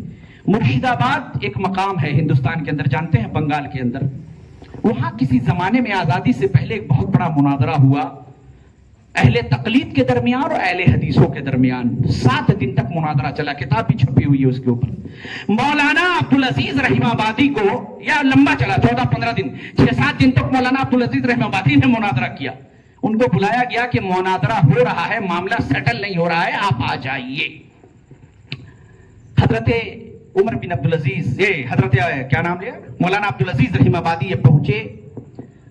ان لوگوں نے ایک مسئلہ کہا کہ قرآن میں اللہ نے کہا ہے تقلید کی دلیل کے طور پر فَاسْأَلُوا أَهْلَ الذِّكْرِ إِن كُنتُمْ لَا تَعْلَمُونَ، اہل ذکر سے پوچھ لو اگر تم نہیں جانتے ہو، اہل ذکر سے پوچھ لو اگر تم نہیں جانتے ہو۔ تو اہل ذکر سے، جاننے والوں سے، ذکر والوں سے پوچھنا، قرآن خود کہہ رہا ہے کہ اہل ذکر سے پوچھ لو، اور ہم بھی تو علماء سے پوچھ کے مسئلے پر عمل کرتے ہیں، اماموں سے پوچھ کے عمل کرتے ہیں، لہذا قرآن تو خود ثابت کر رہا ہے کہ تقلید کرنی چاہیے۔ مولانا عبدالعزیز رحمہ آبادی نے کہا کہ ٹھیک ہے، اللہ نے کہا کہ فَاسْأَلُوا أَهْلَ الذِّكْرِ إِن كُنتُمْ لَا تَعْلَمُونَ، اہل ذکر سے پوچھ لو اگر تم نہیں جانتے ہو۔ آئیے قرآن سے پوچھتے ہیں کہ ذکر ہے کیا۔ اللہ تبارک و تعالیٰ نے قرآن کریم کے اندر فرمایا ہے اِنَّا نَحْنُ نَزَّلْنَا الذِّكْرَ وَإِنَّا لَهُ لَحَافِظُونَ، اِنَّا نَحْنُ نَزَّلْنَا الذِّكْرَ، ہم نے اس ذکر کو یعنی اس قرآن کو نازل کیا ہے، وَإِنَّا لَهُ لَحَافِظُونَ، اور اس کی حفاظت بھی ہم ہی کریں گے۔ اللہ اکبر۔ پتا چلا کہ اللہ تعالیٰ نے قرآن کو کیا کہا؟ ذکر کہا۔ قرآن کو کیا کہا؟ ذکر کیا، ذکر کہا۔ اور دوسری جگہ اللہ تبارک و تعالیٰ نے قرآن میں کیا فرمایا؟ اِنَّا أَنزَلْنَا إِلَيْكَ الذِّكْرَ، اے نبی ہم نے آپ کی طرف اس ذکر کو یعنی قرآن کو نازل کیا، لِتُبَيِّنَ لِلنَّاسِ مَا نُزِّلَ عَلَيْهِمْ، جو ان کے اوپر نازل ہوا ہے جو قرآن، تاکہ آپ اس کی تبیین کر دے، تشریح کر دے، توضیح کر دے۔ تو قرآن نے بتایا کہ قرآن بھی ذکر، اور قرآن کی تشریح اور توضیح بھی کیا ہے؟ ذکر۔ تو جو فرمایا اللہ نے کہ فَاسْأَلُوا أَهْلَ الذِّكْرِ، اہل ذکر سے پوچھ لو، یعنی اہل القرآن والحدیث سے پوچھ لو۔ اور چونکہ قرآن کو بھی حدیث کہتے، حدیث کو بھی حدیث کہتے، اہل حدیث سے پوچھو، یعنی فَاسْأَلُوا أَهْلَ الذِّكْرِ، ان سے پوچھو کہ جن کے پاس قرآن و حدیث کا علم ہے، جو جواب قرآن و حدیث کی روشنی میں دے، نہ کہ اس روشنی میں دے کہ کیا فرماتے ہیں علماء دین شرع متین مسئلہ بھی جہازہ کے۔ کتاب و سنت کی روشنی میں جواب دو، تمہارے امام نے کیا کہا اس سے ہمیں کیا لینا تھا؟ اگر امام کا قول بھی ذکر کر رہے ہو تو کتاب و سنت سے دلائل دو۔ مناظرہ یہی پر ختم ہو گیا، وہ لوگ جواب نہ دے سکے۔ تو میں یہ کہہ رہا تھا میرے بھائی کہ جو اہل حدیث کی دعوت ہے، اس دعوت کی بنیاد اور اس دعوت کی ابتدا اللہ کے رسول صلی اللہ علیہ وسلم نے توحید سے کی، کلمہ لا الہ الا اللہ سے کی، لا الہ۔ اب ذرا اس کے اوپر آپ غور کریں، یہیں پہ اس 10-15 منٹ کے اندر اس چیز کو، بہت ہی باتیں تھیں لیکن بہرحال اللہ کے رسول صلی اللہ علیہ وسلم کی دعوت دیکھیے، توحید کی دعوت۔ اور میرے بھائی سینے پر ہاتھ رکھ کر کے، سینے پہ ہاتھ رکھ کر کے حقیقت کے ساتھ جتنے بھی لوگ سن رہے ہیں، جہاں تک آواز جا رہی ہے، جو بیٹھے ہیں، اللہ کی قسم اگر میں جھوٹ بولوں تو جو ایک چور کی سزا وہ میری بول دو، ڈنکے کی چوٹ پر اعلان کرتا ہوں، جتنی بھی جماعتیں ہیں سوائے جماعت اہل حدیث کے علاوہ، اللہ کی قسم کوئی بھی اپنی دعوت کے اندر میں سب سے پہلی چیز توحید کی دعوت نہیں رکھتی۔ بہت ساری دعوت ہے، انہیں تو پتا بھی نہیں کہ توحید کی کتنی قسمیں ہے، نہیں دیتے توحید کی دعوت، لا الہ الا اللہ کی دعوت۔ اللہ کے رسول صلی اللہ علیہ وسلم نے جب کہا تھا کہ کہو لا الہ الا اللہ کامیاب ہو جاؤ گے، مکہ کے مشرکین نے انکار کیوں کیا؟ کیوں؟ کیونکہ لا الہ الا اللہ کا مطلب وہ سمجھتے تھے اللہ کے رسول صلی اللہ علیہ وسلم کے اوپر جو قرآن کریم کی آیت کریمہ نازل ہوئی، اس کے اندر میں اللہ تبارک، میں نے کیا کہا؟ لا الہ کا مطلب کیا ہے؟ کفر بالطاغوت، پہلے طاغوت کا انکار کرنا ہے، پھر اللہ پر ایمان لانا ہے۔ یہ طاغوت ہے کیا؟ اللہ تبارک و تعالیٰ نے فرمایا وَلَقَدْ بَعَثْنَا فِي كُلِّ أُمَّةٍ رَسُولًا، صحیح قرآن کی آیت ہے، وَلَقَدْ بَعَثْنَا فِي كُلِّ أُمَّةٍ رَسُولًا، ہم نے ہر امت میں، ہر زمانے میں، ہر قوم کے اندر میں ایک رسول بھیجا، ہر زمانے میں، دنیا جب سے قائم ہے ہم نے ہر امت کے اندر، ہر قوم میں ایک رسول بھیجا۔ وَلَقَدْ بَعَثْنَا فِي كُلِّ أُمَّةٍ رَسُولًا، کیوں بھیجا؟ أَنِ اعْبُدُوا اللَّهَ، تاکہ ایک اللہ کی عبادت کی جائے، وَاجْتَنِبُوا الطَّاغُوتَ، اور لوگ کس سے رک جائیں، اجتناب کس سے کریں، کس سے بچیں؟ طاغوت کی عبادت سے بچیں۔ طاغوت کی عبادت سے بچنا اور ایک اللہ کی عبادت کرنا تمام انبیاء کی دعوت کا یہ بنیادی مقصد تھا۔ اگر اس کی کوئی دعوت نہ دے اور کہے کہ ہماری جماعت اسلامی جماعت ہے، ہم دین کا کام کر رہے ہیں، دعوت کے کام کر رہے ہیں، آؤ جڑ جاؤ، بلانے والا بے وقوف، جڑنے والا اس سے بڑا بے وقوف۔ طاغوت کیا ہے؟ کہ ایک اللہ کی عبادت کی جائے اور اللہ کے علاوہ جتنے بھی معبودان باطلہ ہیں ان کو ترک کر دیا جائے۔ لیکن کیا وہ کہیں گے کہ بھائی ہم تو اللہ کے علاوہ کسی کو نہیں مانتے، اللہ ہی کی عبادت کرتے ہیں، شرک نہیں کرتے، ہماری جماعت کے اندر ایسے لوگ ہیں جو قبروں پہ بھی جاتے ہیں، ہم ان کو کچھ نہیں کہتے، لیکن ہم لوگ مجموعی طور پر جو دعوت دیتے ہیں اس کا لب لباب یہ ہوتا ہے کہ شرک نہ کرو۔ ہم بھی تو طاغوت کے اجتناب کی دعوت دیتے ہیں۔ نہیں میرے بھائی، صرف اتنا ہی نہیں ہے، اللہ رب العزت نے قرآن کریم میں کیا فرمایا؟ الم تر الی الذین یزعمون انہم آمنوا بما انزل الیک وما انزل من قبلک یریدون ان یتحاکموا الی الطاغوت. یہ آیت کریمہ ہمیں کیا بتا رہی ہے کہ طاغوت صرف یہ نہیں ہے، طاغوت کے انکار کا مطلب صرف یہ نہیں ہے کہ ایک اللہ کی عبادت کی جائے، دنیا کے سارے معبودوں کو ترک کر دیا جائے، بلکہ طاغوت کا مطلب یہ بھی ہے کہ اللہ کے رسول صلی اللہ علیہ وسلم کے قول کے ہوتے ہوئے، آپ کی حدیث کے ہوتے ہوئے دنیا کی کسی بھی ہستی کی بات کو نہ مانا جائے، اس کی بات کو ٹھکرا دیا جائے. اللہ نے خود کہا قرآن میں الم تر الی الذین یزعمون انہم آمنوا بما انزل الیک من قبلک الم تر الی الذین یزعمون انہم آمنوا بما انزل الیک وما انزل من قبلک. اے نبی صلی اللہ علیہ وسلم، کیا آپ نے ان لوگوں کو نہیں دیکھا جو دعوت تو اس بات کو کہتے، اس بات کا کرتے ہیں؟ محدثین لکھتے ہیں کہ یزعمون وہاں پر کہا جاتا ہے جبکہ عمل دعویٰ کے خلاف ہو. عمل تو کچھ کرے لیکن دعویٰ کچھ اور ہو، دعویٰ کچھ اور ہو، عمل کچھ اور ہو. کیا آپ نے ان لوگوں کو نہیں دیکھا جو دعویٰ تو یہ کرتے ہیں کہ انہم آمنوا بما انزل الیک من قبل وانہم آمنوا بما انزل الیک وما انزل من قبلک، جو ایمان لائے ہیں اس چیز کے اوپر جو آپ پر نازل ہوئی ہے اور آپ سے پہلے کی نازل کردہ جو چیزیں ہیں یعنی توریت انجیل زبور سبھی پر وہ ایمان لائے ہیں. یریدون ان یتحاکموا الی الطاغوت، جب فیصلے کی باری آتی ہے تو وہ طاغوت کی طرف رجوع کرتے ہیں، اللہ اور اس کے رسول کو چھوڑ کر کہیں اور سے فیصلہ کروانا چاہتے ہیں. وَقَدْ أُمِرُوا أَن يَكْفُرُوا بِهِ، حالانکہ انہیں یہ حکم دیا گیا تھا کہ وہ طاغوت کا انکار کرے، اللہ اور اس کے رسول کے علاوہ کہیں اور فیصلہ نہ کروائے. وَيُرِيدُ الشَّيْطَانُ أَن يُضِلَّهُمْ ضَلَالًا بَعِيدًا، شیطان تو یہ چاہتا ہے کہ تمہیں بڑی دور تک کھلی ہوئی گمراہی میں لے کر کے چلا جائے. میرے بھائی، طاغوت کی تعریف محدثین میں سے علامہ ابن قیم رحمہ اللہ کیا کرتے ہیں؟ سنیں غور سے. الطاغوت کل ما تجاوز به العبد حده من معبود و متبوع و مطاع. طاغوت ہے کیا؟ بندہ عبادت میں، اتباع میں یا اطاعت میں حد سے آگے گزر جائے.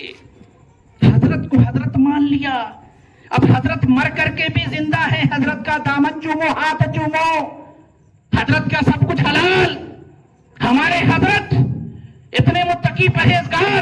ایک مرید نے اپنے حضرت سے پوچھا کہ حضرت نام کس قدر لیا جائے؟ سب اپنے ہی یہاں ہندوستان کے اندر موجود ایسے لوگ تھے. کہا حضرت آپ ایک وقت کی بھی نماز نہیں پڑھتے. کہا نالائق، تو مجھ پہ اعتراض کرتا ہے. میں فجر کی نماز بیت المقدس میں پڑھتا ہوں، ظہر کی نماز مکہ مکرمہ میں پڑھتا ہوں، مغرب کی نماز مسجد نبوی میں پڑھتا ہوں، عشاء کی نماز مسجد قباء میں پڑھتا ہوں، اور فلاں نماز فلاں مسجد میں پڑھتا ہوں. سبحان اللہ سبحان اللہ. مرید کہتا ہے ایک دن رات میں جھوپڑی کا مکان ہوتا تھا پہلے، اس طرح کی بلڈنگیں تو تھی نہیں، مکے کا مکان. کہا کہ کچھ عجیب و غریب حرکتیں ہیں. نام سن ہی لے، حاجی مہاجر امداد اللہ مکی صاحب کا واقعہ ہے. تو کہا کہ جھوپڑی کے اندر میں کچھ عجیب و غریب چیزیں سننے میں آئیں. مرید نے کہا کہ میں نے ذرا سا ہٹا کر کے اندر جھانکا کہ ہو کیا رہا ہے، تو کیا دیکھتا ہوں کہ پیر صاحب کا، حضرت جی کا دل الگ، گردہ الگ. ابھی قربانی کی ہے نا، دل، گردہ، پھیپڑا، تلی، چربی، آتری، پچونی سب الگ الگ کرتے ہیں. کہا کہ دل الگ، گردہ الگ، پھیپڑا الگ، تلی الگ، پھلا جسم کا پارٹ بالکل الگ، سب بکھرا ہوا ہے جھوپڑی کے اندر میں، اور سب سے آواز نکل رہی ہے حق حق حق حق الا اللہ الا اللہ. صبح میں پوچھا کیا ہے؟ کہا کہ یہ رب سے میری بندگی ہے، ان کے یہاں مرحلے ہیں، فنا فی اللہ بقا باللہ. اور یہ جس جماعت کی طرف لوگ دعوت دیتے ہیں، جو کہتے ہیں اتحاد کی دعوت ہے، ان کے جو حضرت جی تھے نا بڑے والے، جنہوں نے اس جماعت کی بنیاد ڈالی، وہ بھی سلسلہ چشتیہ اور سہروردیہ اسی قسم کے لوگوں سے تعلق رکھتے تھے. اپنے عیب کو چھپاتے ہو. ایک موحد مسلمان کو لے جا کر کے کہیں اور جہنم کی طرف لے جانا چاہتے ہو. کیا کہا علامہ ابن قیم رحمہ اللہ؟ طاغوت کی تعریف کہتے ہیں کہ بندہ عبادت میں، اتباع میں حد سے آگے بڑھ جائے، غلو کر جائے، یہ طاغوت ہے. الطاغوت کل قوم من یتحاکمون الیہ غیر اللہ ورسولہ.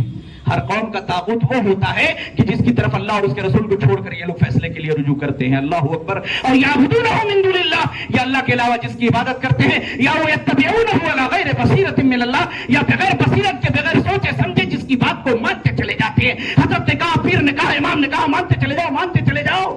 اور یطیعونہ فیما لا یعلمون انہ طاعۃ للہ، یا بغیر سوچے سمجھے اس کی بات مانتے ہیں، یہ جانے بغیر کہ اس کی اتباع اللہ اور اس کے رسول کی اتباع ہے یا نہیں. میرے بھائی، یہی طاغوت ہے، یہی طاغوت ہے.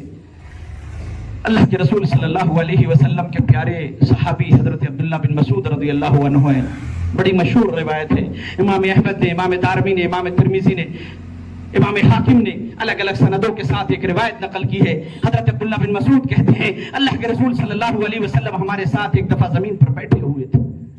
खत्त रसूलुल्लाह सल्लल्लाहु अलैहि वसल्लम खत्तम बियदी, अल्लाह के रसूल सल्लल्लाहु अलैहि वसल्लम ने अपने दस्ते मुबारक से जमीन पर एक सीधी लकीर खींची और कहा हाजा सबीलुल्लाह मुस्तकीमा, ये मेरा सीधा रास्ता है, ये मेरा सीधा रास्ता है जो जन्नत की तरफ लेकर के जाएगा। सुम्मा हत्ता हुदूद में यमीन ज़ालिकल खत वान शिमालिही, फिर आप सल्लल्लाहु अलैहि वसल्लम ने उस सीधी लकीर के दाहिनी जानिब चंद लकीरें खींची, बाईं जानिब चंद लकीरें खींची। फिर क्या फरमाया, हाज़िही सुबुल, ऐ मेरे सहाबा सुनो, ये भी रास्ते हैं जो दाएं बाएं निकलते चले जा रहे हैं, ये भी रास्ते ही हैं। हाज़िही सुबुल वलैस मिन्हा सबील इल्ला वअलैहि शैतान, मगर इनमें से कोई भी रास्ता ऐसा नहीं कि जिस पर शैतान ना बैठा हो, वो यदु इलैहि, और उसकी तरफ ना बुला रहा हो। अल्लाहु अकबर। सीधा एक वाला रास्ता, जन्नत का रास्ता, दाएं बाएं जितने फिरके बने, जितने रास्ते, सब पर शैतान बैठा है, शैतान बुला रहा है जहन्नम की तरफ। सुम्मा क़रा, फिर सहाबी कहते हैं कि अल्लाह के रसूल सल्लल्लाहु अलैहि वसल्लम ने कुरान करीम की आयत करीमा पढ़ी, व अन्न हाज़ा सिराती मुस्तक़ीमा फत्तबिऊहु व ला तत्तबिउस सुबुल फतफर्रक़ बिकुम अन सबीलिही ज़ालिकुम वस्साकुम बिही लअल्लकुम तत्तक़ून। क्या तर्जुमा है?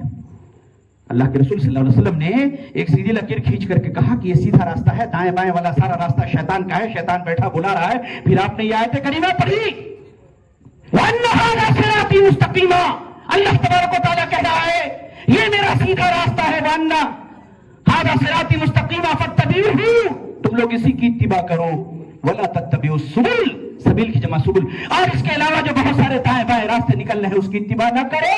फतफर्रक़ बिकुम अन सबीलिही, ये रास्ते तुम्हें अल्लाह के सीधे रास्ते से हटा देंगे। ज़ालिकुम वस्साकुम बिही लअल्लकुम तत्तक़ून, अल्लाह की तुमको ये नसीहत है, ये वसीयत है ताकि तुम मुत्तकी बन जाओ। अल्लाहु अकबर। अल्लामा इब्न बाज, सऊदी अरब के मुफ्ती आम अल ममलका अल अरबिया के साबिक़ रहमहुल्लाह, इस हदीस की तशरीह में एक बहुत बेहतरीन बात कहते हैं। कहा कि सुनो, मक्का के अंदर भी एक मौलाना साहब हैं, मक्की साहब जानते हैं ना, वो भी वहाँ किसी ज़माने में सऊदी अरब ने रख लिया, तकरीर वकरीर करते हैं, अब तो बहुत हद तक सुधर भी गए हैं। एक तकरीर उनकी सुनी, वो क्या कह रहे थे, अरे तुम ये कहते हो कि अहले हदीस ही जन्नत में जाएंगे, एक ही फिरका जन्नत में जाएगा, अरे बेवकूफ हो क्या? देखो ये खाना काबा है, अरे इतने सारे दरवाजे हैं, मस्जिद मक्की मतलब कि खाना काबा के अंदर में जो हरम मक्की है बहुत सारे दरवाजे हैं, मस्जिद नबी है बहुत सारे दरवाजे हैं। अब कोई खिड़की से आवे, इस दरवाजा से आवे, उस दरवाजे से आवे, इधर से आवे, उधर से आवे, आना कहाँ है? जिस रास्ते से आए, जिस रास्ते से आए, आके कहाँ खड़ा होगा? पेशेमान के पीछे, इमाम साहब के पीछे खड़ा होगा। लिहाजा जो जिस मसलक को मान ले, जिस इमाम को मान ले, जिस पीर को मान ले, जिस मुरीद को मान ले, जिस रास्ते पर चले, अरे जाना तो सबको जन्नत में है, खड़ा तो सबको इमाम के पीछे होना है। लिहाजा जिस रास्ते को भी अपना लो, सारे के सारे रास्ते जन्नत में लेकर के जाएंगे। हक का रास्ता एक नहीं अनेक है, जिसको और एक हदीस अपनी तरफ से बनाया हुआ है, मनगढ़ंत हदीस। क्या? इख्तलाफो उम्मती रहमतुन, मौजू मुनकर, गड़ी हुई रिवायत, मेरी उम्मत का इख्तलाफ रहमत है। अरे अल्लाह ने इख्तलाफ की मुजम्मत की है, वो इख्तलाफ रहमत कैसे हो सकता है? इख्तलाफ भी कहीं रहमत होगा? तो उन्होंने कहा, बहरहाल इसका सियाक अलग है। इब्न बाज रहमहुल्लाह ने इसकी तशरीह की, व अन्ना हाज़ा सिराती मुस्तकीमा की। गौर करें, पढ़े लिखे लोग हैं आप लोग, कि एक बात कही जाती है, हम लोग भी उसी जमात में पैदा हुए, बाद में हदीस हुए, तो एक बात कहते थे लोग, अरे गुमराह कर दिया, वहाबी बना दिया, अरे जिधर से भी चलो, जिस इमाम को मान लो, जाना तो एक ही जगह है ना, जन्नत ही में जाना है ना। नहीं मेरे भाई, कहा कि हक के रास्ते बहुत सारे हैं, तुम भी सही, हम भी सही, ये भी सही, वो भी सही, सब बराबर। अल्लाह रब्बुल इज्जत ने क्या कहा?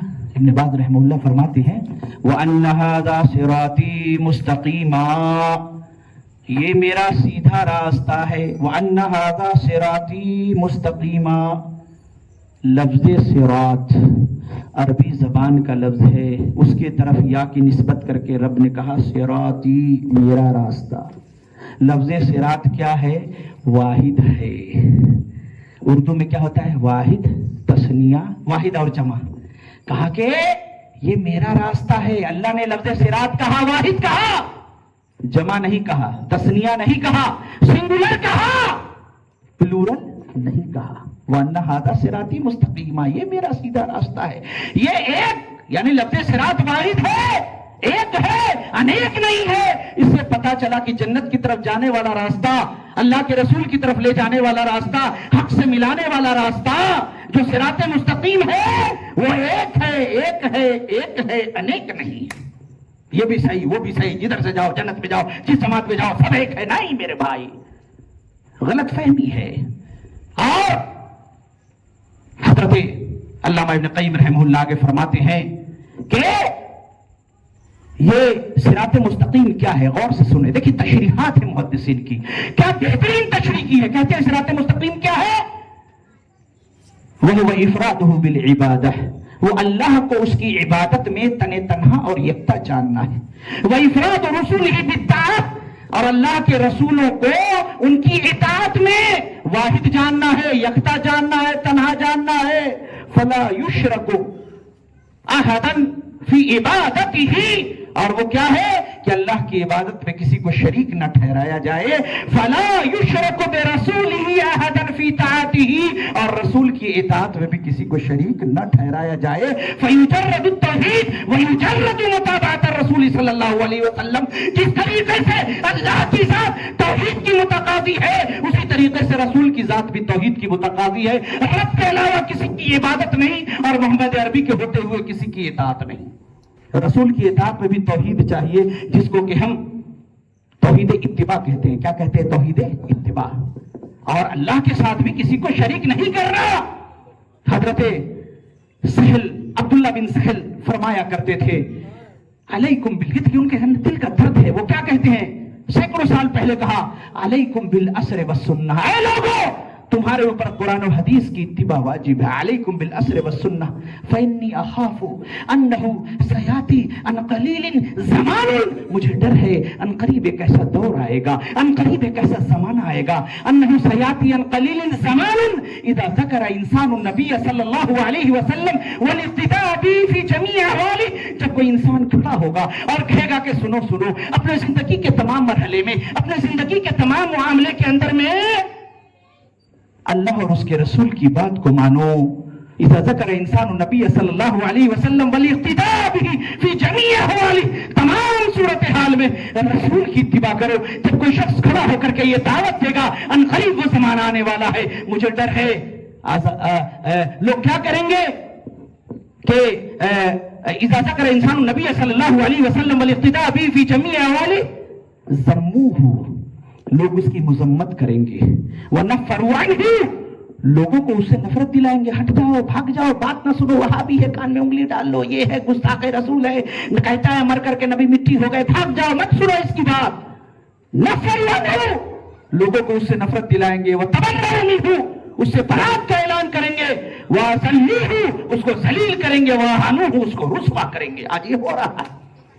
حضرت عبداللہ بن مسعود رضی اللہ عنہ اس لیے کہا کرتے تھے من اراد ان ينظر الى وصیت محمد صلی اللہ علیہ وسلم التي علیہا خاتمہ, جو چاہتا ہے اللہ کے رسول کی اس وصیت کو دیکھے کہ جس پر آپ نے اپنی مہر لگائی تھی, فَلْيَقْرَأْ قَوْلَهُ تَبَارَكَ وَتَعَالَى, تو اسے چاہیے کہ اللہ کے رب العالمین کا یہ قول پڑھے, قرآن کی آیت پڑھے. وَأَنَّ هَذَا صِرَاطِي مُسْتَقِيمًا, بے شک یہ میرا سیدھا راستہ ہے, تم اسی کی اتباع کرو. میرے بھائی یہ سمجھ جائیں ہم اہل الحدیث ہیں, صراط مستقیم کے دعوے دار ہیں, اور ہمارا راستہ بالکل واضح ہے. ہم نبی کی عصمت کے ہوتے ہوئے کسی کی بات کو نہیں مانتے. آپ دور کہاں جاتے ہیں, ادھر ادھر کی مثالیں کہاں سے لاتے ہیں. میں آپ کے سامنے ایک سیدھا سادہ واقعہ بیان کر کے اپنی گفتگو کو ختم کرنا چاہتا ہوں. اللہ کے رسول صلی اللہ علیہ وسلم کا کیا ہو گیا, انتقال ہو گیا. انتقال ہو گیا, اختلاف ہو گیا. کیا اختلاف ہو گیا؟ حضرت ابوبکر صدیق مدینے سے مقام سنہ, ایک جگہ ہے, بخاری کی روایت ہے, آپ وہاں رہتے تھے. آپ کو خبر ملی کہ اللہ کے رسول انتقال کر گئے. آپ اپنے گھوڑے پر بیٹھ کر کے آئے. حضرت عمر فاروق رضی اللہ عنہ کو دیکھا کہ ہاتھ میں ننگی تلوار لیے. اختلاف ہو گیا, تلوار لیے. کیا کہہ رہے ہیں, ان رجالا من المنافقین, بہت سارے منافق ایسے ہیں، ان رجال من المنافقین یزعمون ان رسول اللہ صلی اللہ علیہ وسلم قد توفی، کہ اللہ کے رسول مر گئے ہیں، وان رسول اللہ صلی اللہ علیہ وسلم مات، اللہ کے رسول صلی اللہ علیہ وسلم مرے نہیں ہیں، ولکن ذهب الى ربه، بلکہ اپنے رب کے پاس گئے ہیں، کما ذهب موسیٰ بن عمران الى ربه، جیسا کہ موسیٰ بن عمران اپنے رب کے پاس گئے تھے، واللہ لا یرجعن رسول اللہ صلی اللہ علیہ وسلم، اللہ کے قسم اللہ کے رسول لوٹ کر کے آئیں گے، فلا یقطعن ایدی رجال وارجلہم، اور ان لوگوں کے ہاتھ اور پیر کاٹ دیں گے جن لوگوں کا یہ کہنا ہے کہ انہ قد توفی، کہ اللہ کے رسول مر گئے ہیں۔ اللہ اکبر، لوگ کنفیوز ہیں۔ آج ہم کہتے ہیں نا نبی بولے اس سے بھی اتحاد کر لو، کیا؟ ارے ہم تو حیاتی ہیں، تم مماتی ہو، اللہ کے رسول مرے نہیں ہیں، پردہ کر گئے ہیں۔ آپ جانتے ہیں وَيَبْقَى وَجْهُ رَبِّ ذُو الْجَلَالِ وَالْإِكْرَامِ، یہی نہ فرمایا؟ اس سے پہلے کیا ہے؟ وَكُلُّ مَنْ عَلَيْهِ فَانٍ، سب کو مر جانا ہے، سب فنا ہونا ہے، سب کو كُلُّ مَنْ عَلَيْهِ فَانٍ، سب فنا ہو جائے گا۔ وَيَبْقَى وَجْهُ رَبِّكَ ذُو الْجَلَالِ وَالْإِكْرَامِ، اور صرف يَبْقَى وَجْهُ رَبِّكَ، تیرے صرف رب کا چہرہ برقرار رہے گا۔ قیامت کے دن اللہ تبارک و تعالی سب کو موت دے دے گا۔ اللہ اکبر، پھر فرمائے گا کہ کون ہے آج کے دن کا بادشاہ؟ اور جب جنت و جہنم کا فیصلہ ہو جائے گا میرے بھائی، صحیح حدیث میں موجود ہے، تو سبز رنگ کے میڑے کی شکل میں اللہ تبارک و تعالی موت کو لائے گا، اور موت کو بھی موت دے دی جائے گی۔ سب کو مرنا ہے۔ اگر کوئی یہ کہے کہ اللہ کے رسول محمد صلی اللہ علیہ وسلم یا کوئی بھی اللہ کا بندہ اللہ کی طرح ہمیشہ زندہ جاوید ہے، اس کو دائمی زندگی عطا ہوئی ہے، وہ مر نہیں سکتا، تو اللہ کی صفت میں بندے کو شریک ٹھہرا رہا ہے، وہ مشرک ہے، وہ کافر ہے۔ اللہ کے رسول صلی اللہ علیہ وسلم کے بارے میں اختلاف، عمر فاروق تلوار نکالے ہیں اور کہہ رہے ہیں کہ جو یہ کہتا ہے کہ اللہ کے رسول مر گئے ہیں، میں اس کی گردن کاٹ دوں گا۔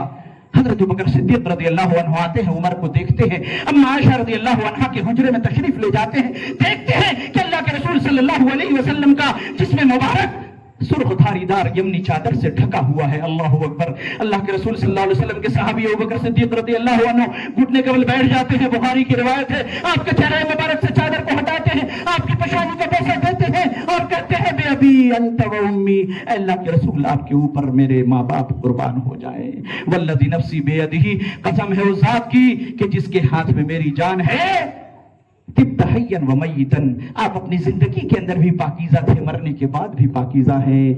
آپ پھر فرماتے ہیں کہ لن یذیقک اللہ الموتتین ابدا، اللہ کی قسم اللہ آپ کو دو موت سے دوچار نہیں کرے گا۔ اما الموتۃ التی کتب اللہ علیک فقد متھا، وہ موت جو آپ کو آنی تھی تحقیق کے آ چکی ہے۔ روتے ہوئے باہر نکلتے ہیں، حضرت عمر فاروق تلوار لیے ہیں، صحابہ کا عقیدہ بن رہا ہے کہ نبی مرتے نہیں، پردہ کرتے۔ لیے ہوئے ہیں، حضرت بکر صدیق کہتے اعلیٰ رسلک یا عمر، اجلس یا عمر، عمر بیٹھ جا۔ عمر ابو بکر صدیق کی بات نہیں سنتے، نبی کی خبر سن کر کے ان کا دماغ آؤٹ ہو چکا تھا، سیدھی سیدھی بات، غم کے مارے سمجھ نہیں پا رہے۔ ابو بکر صدیق رضی اللہ عنہ جب دیکھتے ہیں کہ عمر ان کی بات نہیں سن رہے تو کیا کہتے ہیں؟ حدیث کے اندر موجود ہے، تشہد کے کلمات، حمد کے کلمات پڑھتے ہیں اور کہتے ہیں، جیسے ہی وہ حمد و ثنا کے کلمات پڑھتے ہیں، سارا مجمع ابو بکر صدیق کی طرف متوجہ ہو جاتا ہے کہ دیکھیں اللہ کے رسول کے خلیل اور آپ کے ساتھی اور آپ کے دوست اور یار غار ابو بکر کیا کہہ رہے ہیں، سب متوجہ ہو جاتے ہیں۔ حضرت ابو بکر صدیق کہتے ہیں، اے لوگو، من کان منکم یعبد محمدا فإن محمدا قد مات، اے لوگو تم میں سے جو کوئی بھی محمد کی عبادت کرتا تھا تو وہ سن لے کہ فإن محمدا قد مات، قد مات، مات یموت موتا، مر جانا، پردہ وردہ کا ترجمہ نہیں ہے، وہ تمہارے حجاب کے ہوتے ہیں۔ کہا کہ تم میں سے جو کوئی محمد کی عبادت کرتا تھا وہ سن لے کہ ان محمدا قد مات، تحقیق کہ محمد مر چکے۔ ومن کان یعبد اللہ، تم میں سے جو کوئی اللہ کی عبادت کرتا تھا وہ سن لے فإن اللہ حی لا یموت، بے شک اللہ تبارک و تعالیٰ زندہ ہے، اسے کبھی موت نہیں آئے گی۔ پھر قرآن کریم کی وہ آیت کریمہ پڑھتے ہیں، کون؟ وما محمد الا رسول، محمد صلی اللہ علیہ وسلم ایک رسول ہے، قد خلت من قبلہ الرسل، آپ سے پہلے بہت سارے رسول آئے۔ افئن ماتا، افئن ماتا، رب نے کیا فرمایا؟ افئن ماتا، اگر رسول مر جائے، اور قتلا، یا قتل کر دیے جائیں میدان جنگ میں، انقلبتم علی اعقابکم، تو کیا تم اپنے اڑیوں کے بل دین سے پلٹ جاؤ گے، غیر مسلم بن جاؤ گے؟ وَمَن يَنْقَلِبْ عَلَىٰ عَقِبَيْهِ فَلَن يَضُرَّ اللَّهَ شَيْئًا، جو دین سے پلٹ جائے گا وہ اللہ کو کوئی نقصان نہیں پہنچا سکتا۔ إِنَّكَ مَيِّتٌ وَإِنَّهُم مَيِّتُونَ، بعض روایتوں میں یہ بھی ہے کہ ابو بکر صدیق نے پڑھا کہ اے نبی، ان کو بھی موت آنی ہے اور آپ کو بھی موت آنی ہے. جب یہ آیت کریمہ پڑھی گئی، عمر فاروق جو اتنا شدید موقف اختیار کیے ہوئے تھے، کہتے ہیں کہ میرے قدموں نے میرے جسم کا بوجھ اٹھانا چھوڑ دیا اور میں دھپ سے زمین پر بیٹھ گیا، میرے ہاتھوں سے تلوار چھوٹ گئی، مجھے یقین ہو گیا کہ اللہ کے رسول مر چکے ہیں. فنشج الناس یبکون، بخاری کے الفاظ ہیں، لوگ پھوٹ پھوٹ کر رونے لگے. ایسا لگتا تھا ان لوگوں کو کہ یہ قرآن کی آیت ابھی نازل ہو رہی ہے اور ہر فرد کے منہ پر قرآن کی آیت کریمہ جاری تھی. یہ ہے اہل حدیث کا منہج، یہ ہے مسلک، یہ ہے مشرب کہ نبی کی حدیث آ گئی، قرآن کی آیت آ گئی، ہمیں اپنا موقف ہٹا دینا ہے. میرے بھائی، اگر کسی کی یہ دعوت ہے، بنیاد توحید ہے اور اتباع سنت کی دعوت ہے، تو اپنا جو نام رکھ لے، میں تیرے پیچھے پیچھے جھنڈا لے کے چلوں گا. لیکن اگر ان دو چیزوں کو چھوڑ کے بقیہ تو دنیا کی تمام چیزوں کو اپنی جماعت کا دستور و منشور بنا لے، ان دو چیزوں کو اگر تو صرف فہرست نہیں رکھے گا، اہل حدیث کا بچہ تیرے پیچھے چلنے والا نہیں. لوگ کہتے ہیں کہ کیا فرق ہے؟ اب آئیے، اللہ کے رسول صلی اللہ علیہ وسلم کی تکفیر ہو گئی، ابو بکر صدیق رضی اللہ عنہ کے خلافت کے بارے میں اختلاف ہوا. انصار نے کہا منا امیر، قریش نے کہا وہ منا امیر، منا امیر و منکم امیر، تیرا امیر تجھ سے، میرا امیر مجھ سے. انصاریوں کا الگ امیر اور قریشیوں کا الگ امیر. اللہ اکبر. حضرت عمر فاروق کھڑے ہوئے، کیا کہا؟ بڑا مشہور واقعہ ہے، جانتے ہیں کیا فرمایا؟ میں نے اللہ کے رسول صلی اللہ علیہ وسلم کو یہ کہتے ہوئے سنا ہے، الائمۃ من قریش، امام کس سے ہونا چاہیے؟ خلیفہ کون ہوگا؟ قریشیوں میں سے ہوگا. سارے لوگ سرنڈر. ابوبکر صدیق کے ہاتھ پر عمر فاروق نے بیعت کی، انصار و حضرات، انصار مہاجرین سب نے بیعت کر لی، اختلاف ختم. ابوبکر صدیق خلیفہ بنا دیے گئے، منبر رسول پر کھڑے ہوتے ہیں، پہلا خطبہ دیتے ہیں، تمام مورخین نے نقل کیا بغیر کسی اختلاف کے. کیا کہتے ہیں؟ یا ایھا الناس، اے لوگو، انی قد ولیت علیکم، تحقیق کہ میں تمہارا والی، تمہارا نگراں، تمہارا خلیفہ بنا دیا گیا ہوں. ولست بخیرکم، لیکن میں تم سے بہتر نہیں ہوں. فإن أحسنت فأعینونی، اگر میں اچھا کام کروں تو میری مدد کرنا. فإن أسأت، اگر میں غلط کروں فقومونی، تو مجھے سیدھا کر دینا، میری ہاتھ کو پکڑ لینا. الصدق امانہ، کہا کہ سچائی امانت ہے، والکذب خیانہ، اور جھوٹ خیانت ہے. پھر کہا کہ سنو، تم میں کا جو طاقتور ہے وہ میرے نزدیک کمزور ہے، جب تک کہ کمزور کا حق میں اس سے نہ دلوا دوں، اور جو کمزور ہے تمہارے نزدیک وہ میرے نزدیک طاقتور ہے، جب تک کہ میں اس کا حق طاقتور سے دلوا نہ دوں. پھر کہا کہ سنو، تم میں سے جو بھی قوم اللہ کے راستے میں غزوہ کرنا ترک کر دیتی ہے، اللہ تبارک و تعالیٰ اس پر ذلت مسلط کر دیتا ہے. اور پھر ایک بات آگے کہی کہ جب کسی قوم کے اندر فحاشی، بے حیائی اور برائی عام ہو جاتی ہے، اللہ طرح طرح کے بلا اور مصائب کو ان کے اوپر نازل کر دیتا ہے، جو آج ہو رہا ہے. اور آخری جملہ، اللہ اکبر، کیا کہا؟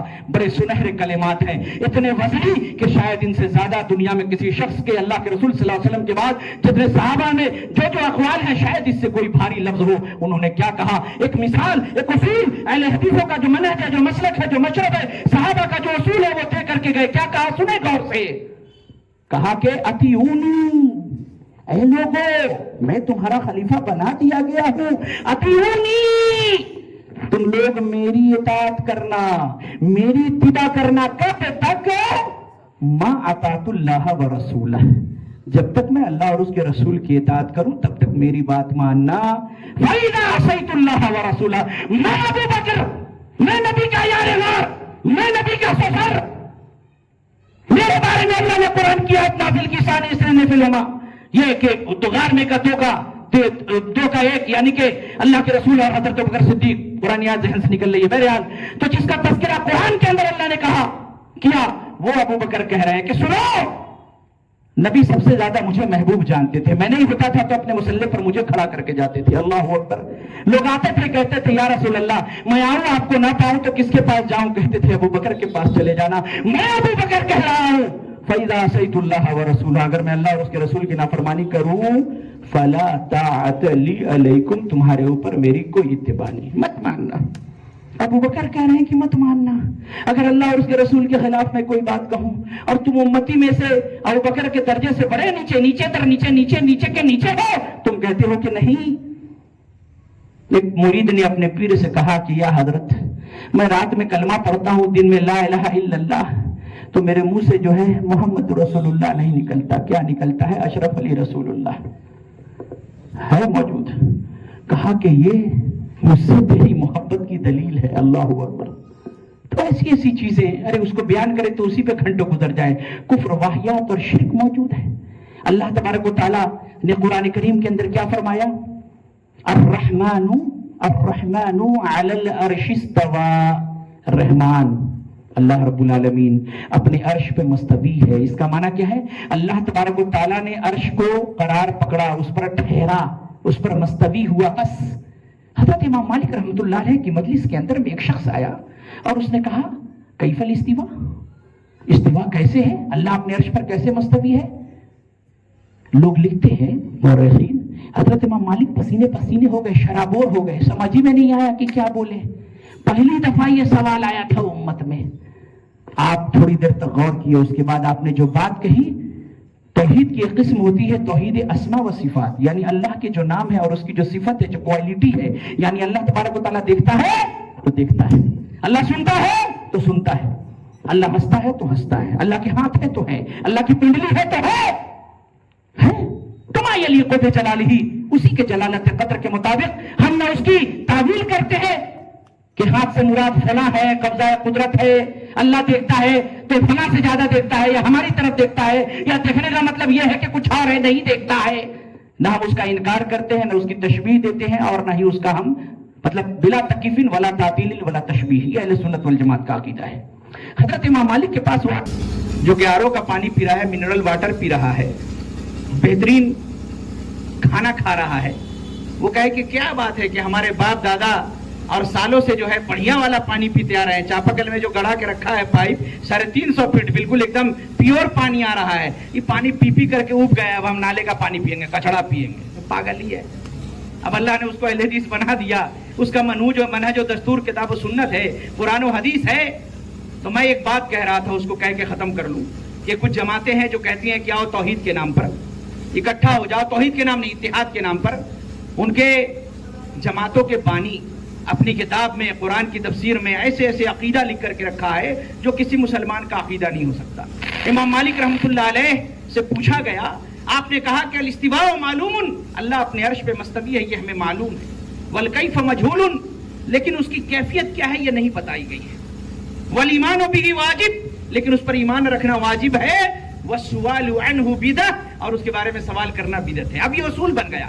اللہ کی آنکھ کیسی ہے؟ العین معلوم والکیف مجہول، کیفیت مجہول ہے. اللہ کی آنکھ ہے ہم جانتے ہیں.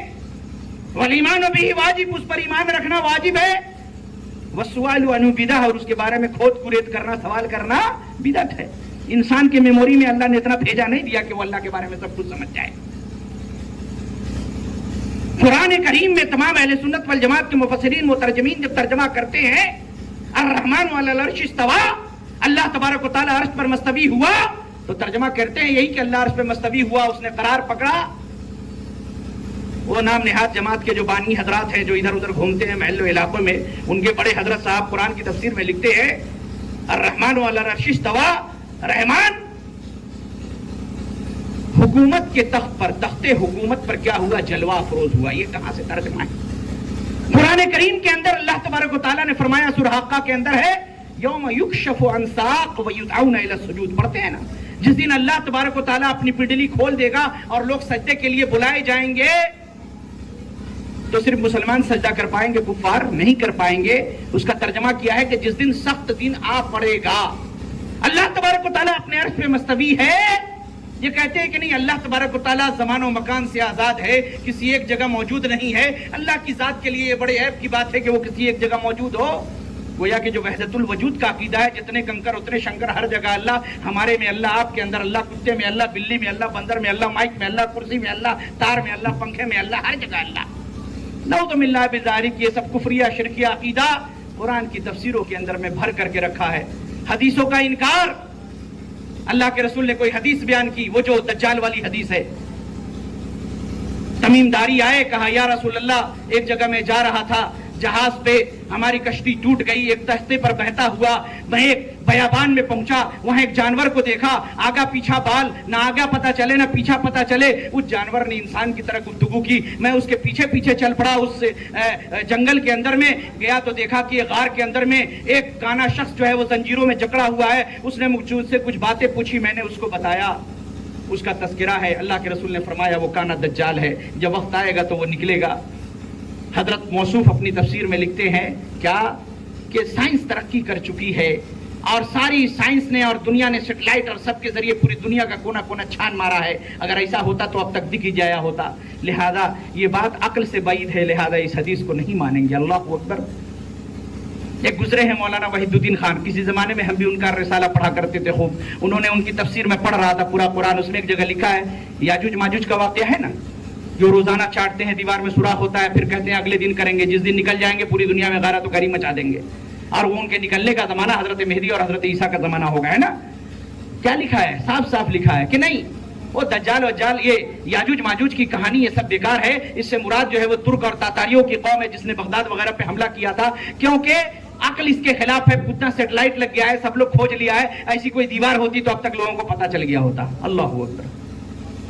اسی لیے حضرت علی رضی اللہ عنہ نے کہا تھا لو کان الدین بالرائے, اگر دین کی بنیاد عقل اور رائے پر ہوتی, لکان اسفل الخف اولا بالمسح من اعلاہ. گندگی کہاں لگتی ہے خف میں؟ نیچے. مسح کہاں کرتے ہیں؟ اوپر. حضرت علی نے کہا کہ دین کی بنیاد اگر عقل پہ ہوتی نا, جو عقل میں آئے وہی کرے, چاہے قرآن حدیث کچھ کہے تو نیچے کی جگہ اوپر مسح, اوپر کی جگہ نیچے مسح کرنا زیادہ بہتر ہوتا, لیکن نہیں. اسی لیے حضرت عمر فاروق رضی اللہ عنہ نے کہا تھا کہ ایاکم و اصحاب الرائے, یہ جو رائے والے ہیں جو قرآن و حدیث کی تشریح اپنی رائے سے کرتے ہیں, ایاکم و اصحاب الرائے فإنہم اعداء السنن, سن لو یہ لوگ سنتوں کے دشمن ہیں. آیتہم ان یحفظوها, یہ قرآن و حدیث کے یاد کرنے سے روک دیے گئے ہیں. ان لوگوں نے خود بھی گمراہی مول لی, فضلوا واضلوا, یہ خود بھی گمراہ ہوئے, لوگوں کو بھی گمراہ کیا. تو خلاصہ کلام یہ میرے بھائی کہ جو میں نے مثال دی کہ آپ بہترین پانی پیتے ہیں, آرو کا پانی پیتے ہیں, اچھی غذا کھاتے ہیں, کہا کہ ارے ہمیشہ سے جو ہے بکرے کا گوشت اگر سڑ جاتا تھا تو نہیں کھلاتی تھی اماں, اور اس بار کچھ گوشت جو ہے وہ سڑ گیا ہے, تب سڑا ہوا کھا کے دیکھے, ٹیسٹ بدلتے ہیں, کیا اچھا گوشت کھائیں گے. ارے اچھی چیز کھے لینے کے بعد کوئی کہے کہ ہم اچھا پانی کی جگہ کچڑا پیئیں گے, کیا بے وقوفی ہے. اور یہ ذہن و دماغ سے نکال دیجئے کہ ارے کیا ضرورت ہے کہنے کا اختلاف. نہیں, یہی تو اہل حدیث کی دعوت, اتحاد کی دعوت ہے. آپ کس کی بنیاد پر اتحاد قائم کریں گے؟ کوئی مانے گا کہ امام شافعی بڑے, کہ امام مالک بڑے, کہ امام احمد بن حنبل بڑے, کہ مولانا محمود الحسن بڑے, اسرار صاحب بڑے, کہ مولانا مودودی بڑے, کہ وحید الدین خان بڑے, کہ فلانا بڑے, کہ ٹھکانا بڑے؟ کوئی مانے گا؟ جو جس کا مقلد ہے, جو جس کا متبع ہے, جس کو جس نے امام مانا ہے, وہ تو اسی کا جھنڈا اٹھا کے نہ چلے گا. ارے اتحاد ہوگا کیسے؟ ایک ہی طریقہ ہے کہ سارے اماموں کو لاؤ, اللہ کے رسول کی امامت کے پیچھے کھڑا کر دو. اللہ کے رسول معراج پہ تشریف لے گئے, آپ نے سارے انبیاء کی امامت کروائی, آپ امام الانبیاء ہیں, لہذا نبی کی امامت اور نبی کی اتباع پہ اپنے اپنے اماموں کو اپنے پاس رکھتے ہوئے بھی آپ نبی کے پیچھے کھڑے ہو جائیں, نبی کی جو بات ہے اس کو قبول کر لیں. میرے بھائی, صرف کتاب اللہ, سنت رسول اللہ, یہی اتحاد کی بنیاد ہے. اور باقی جو یہ اتحاد کی دعوت ہے ڈھکوسلا ہے, پروگرام ہوتا ہے اسٹیج اور سجایا جاتا ہے اتحاد ملت کانفرنس, اور ہر آدمی کا اپنا قبلہ الگ. اسی اتحاد ملت کانفرنس میں اگر سلفیہ کا کوئی وہابی مولوی کھڑا ہو اور پیچھے جو ہے ہری پگڑی والے ہو, کہا ہمارے پیچھے نماز پڑھے, وہابی نماز نہ ہوئی, نہیں پڑھیں گے, ان کے یہاں تو نکاح ٹوٹ جاتا ہے. تو کیسا اتحاد کر رہے ہو بھیا؟ اتحاد کی بنیاد وہی ہے جو اللہ کے رسول نے صفا کی پہاڑی پہ پیش کیا تھا. سب سے پہلی چیز اللہ کی توحید کی دعوت, اتباع رسول کی دعوت, اللہ کی توحید کو سمجھنا کہ توحید ربوبیت کیا ہے, الوہیت کیا ہے, اسماء و صفات کیا ہے. جب تک اس بنیاد پر ہم نہیں چلیں گے ہم دنیا میں ذلیل رہیں گے. یہ کہتے ہیں اتحاد کے لیے سب لوگ اپنی غلاظتوں کے باوجود اکٹھے ہو جاؤ, غلاظتوں کے باوجود اکٹھے ہو جاؤ. میرے بھائی کیوں؟ تاکہ ہم دنیا پہ حکمرانی کر سکیں. اللہ کے رسول نے کہا تھا قولوا کلمۃ واحدۃ, ایک کلمہ لا الہ کو صحیح معنوں میں سچے دل سے تسلیم کر لو, اس کے معنی مفہوم کو سمجھ کے عمل کر لو, ساری دنیا تمہارے نیچے ہو جائے گی. اسی کو ماننے کے لیے تیار نہیں. اللہ رب العزت سے ہم دعا گو ہیں کہ اللہ تبارک و تعالی ہمیں کتاب و سنت کے مطابق عمل کرنے, اور یہ جو اتحاد کے نام نہاد دعوے دار ہیں ان کے فریب اور جھانسی کو سمجھنے, اور جو ہیرا اور سونا اور چاندی اور موتی ہمیں حاصل ہو چکا ہے ہم اس کی قیمت کو پہچانیں, اپنے جوہر کو پہچانیں کہ ہمارے پاس اللہ نے دیا کیا ہے. یہاں ہم جتنی باتیں کر رہے ہیں کہ اللہ کے رسول کی بات آئے تو کسی کی بھی بات ٹھکرا دینی, ہمیں سے کسی کو اعتراض نہیں ہے. یہ کلیجہ اہل حدیثوں کے علاوہ پوری دنیا میں کسی کے پاس نہیں ہے. ہم آئے اللہ کے رسول کی بات ہے, جاؤ نہیں مانیں گے کیا ہے. بڑے بھیا کہتے تھے, بڑے مولانا کہتے تھے, حاجی صاحب کہتے تھے, اللہ ان کی مغفرت کرے. اور ایک اور بات کہہ کر کے اپنی گفتگو ختم کر دیتا ہوں. ایک الزام یہ لگایا جاتا ہے کہ ہم لوگ بڑے گستاخ ہیں, اماموں کی اور بزرگوں کی اور محدثین کی ہم جو ہے تذلیل کرتے ہیں, توہین کرتے ہیں. ان کی بات نہ ماننے کا مطلب نہیں میرے بھائی. قرآن نے ہمیں اصول دیا ہے, منہج دیا ہے, والذین جاؤوا من بعدهم یقولون ربنا اغفر لنا ولاخواننا الذین سبقونا بالایمان. والذین جاؤوا من بعدهم، اللہ نے فرمایا کہ مال فے میں ان کا بھی حق ہے. یقولون، وہ لوگ بھی، والذین جاؤوا من بعدهم جو انصار و مہاجرین کے بعد آئے، یقولون ربنا اغفر لنا ولاخواننا الذین سبقونا بالایمان، جو یہ دعا کرتے ہیں کہ اے اللہ ہمیں بخش دے اور جو لوگ ہم سے پہلے ایمان لے آئے ہیں ان تمام کی مغفرت فرما دے.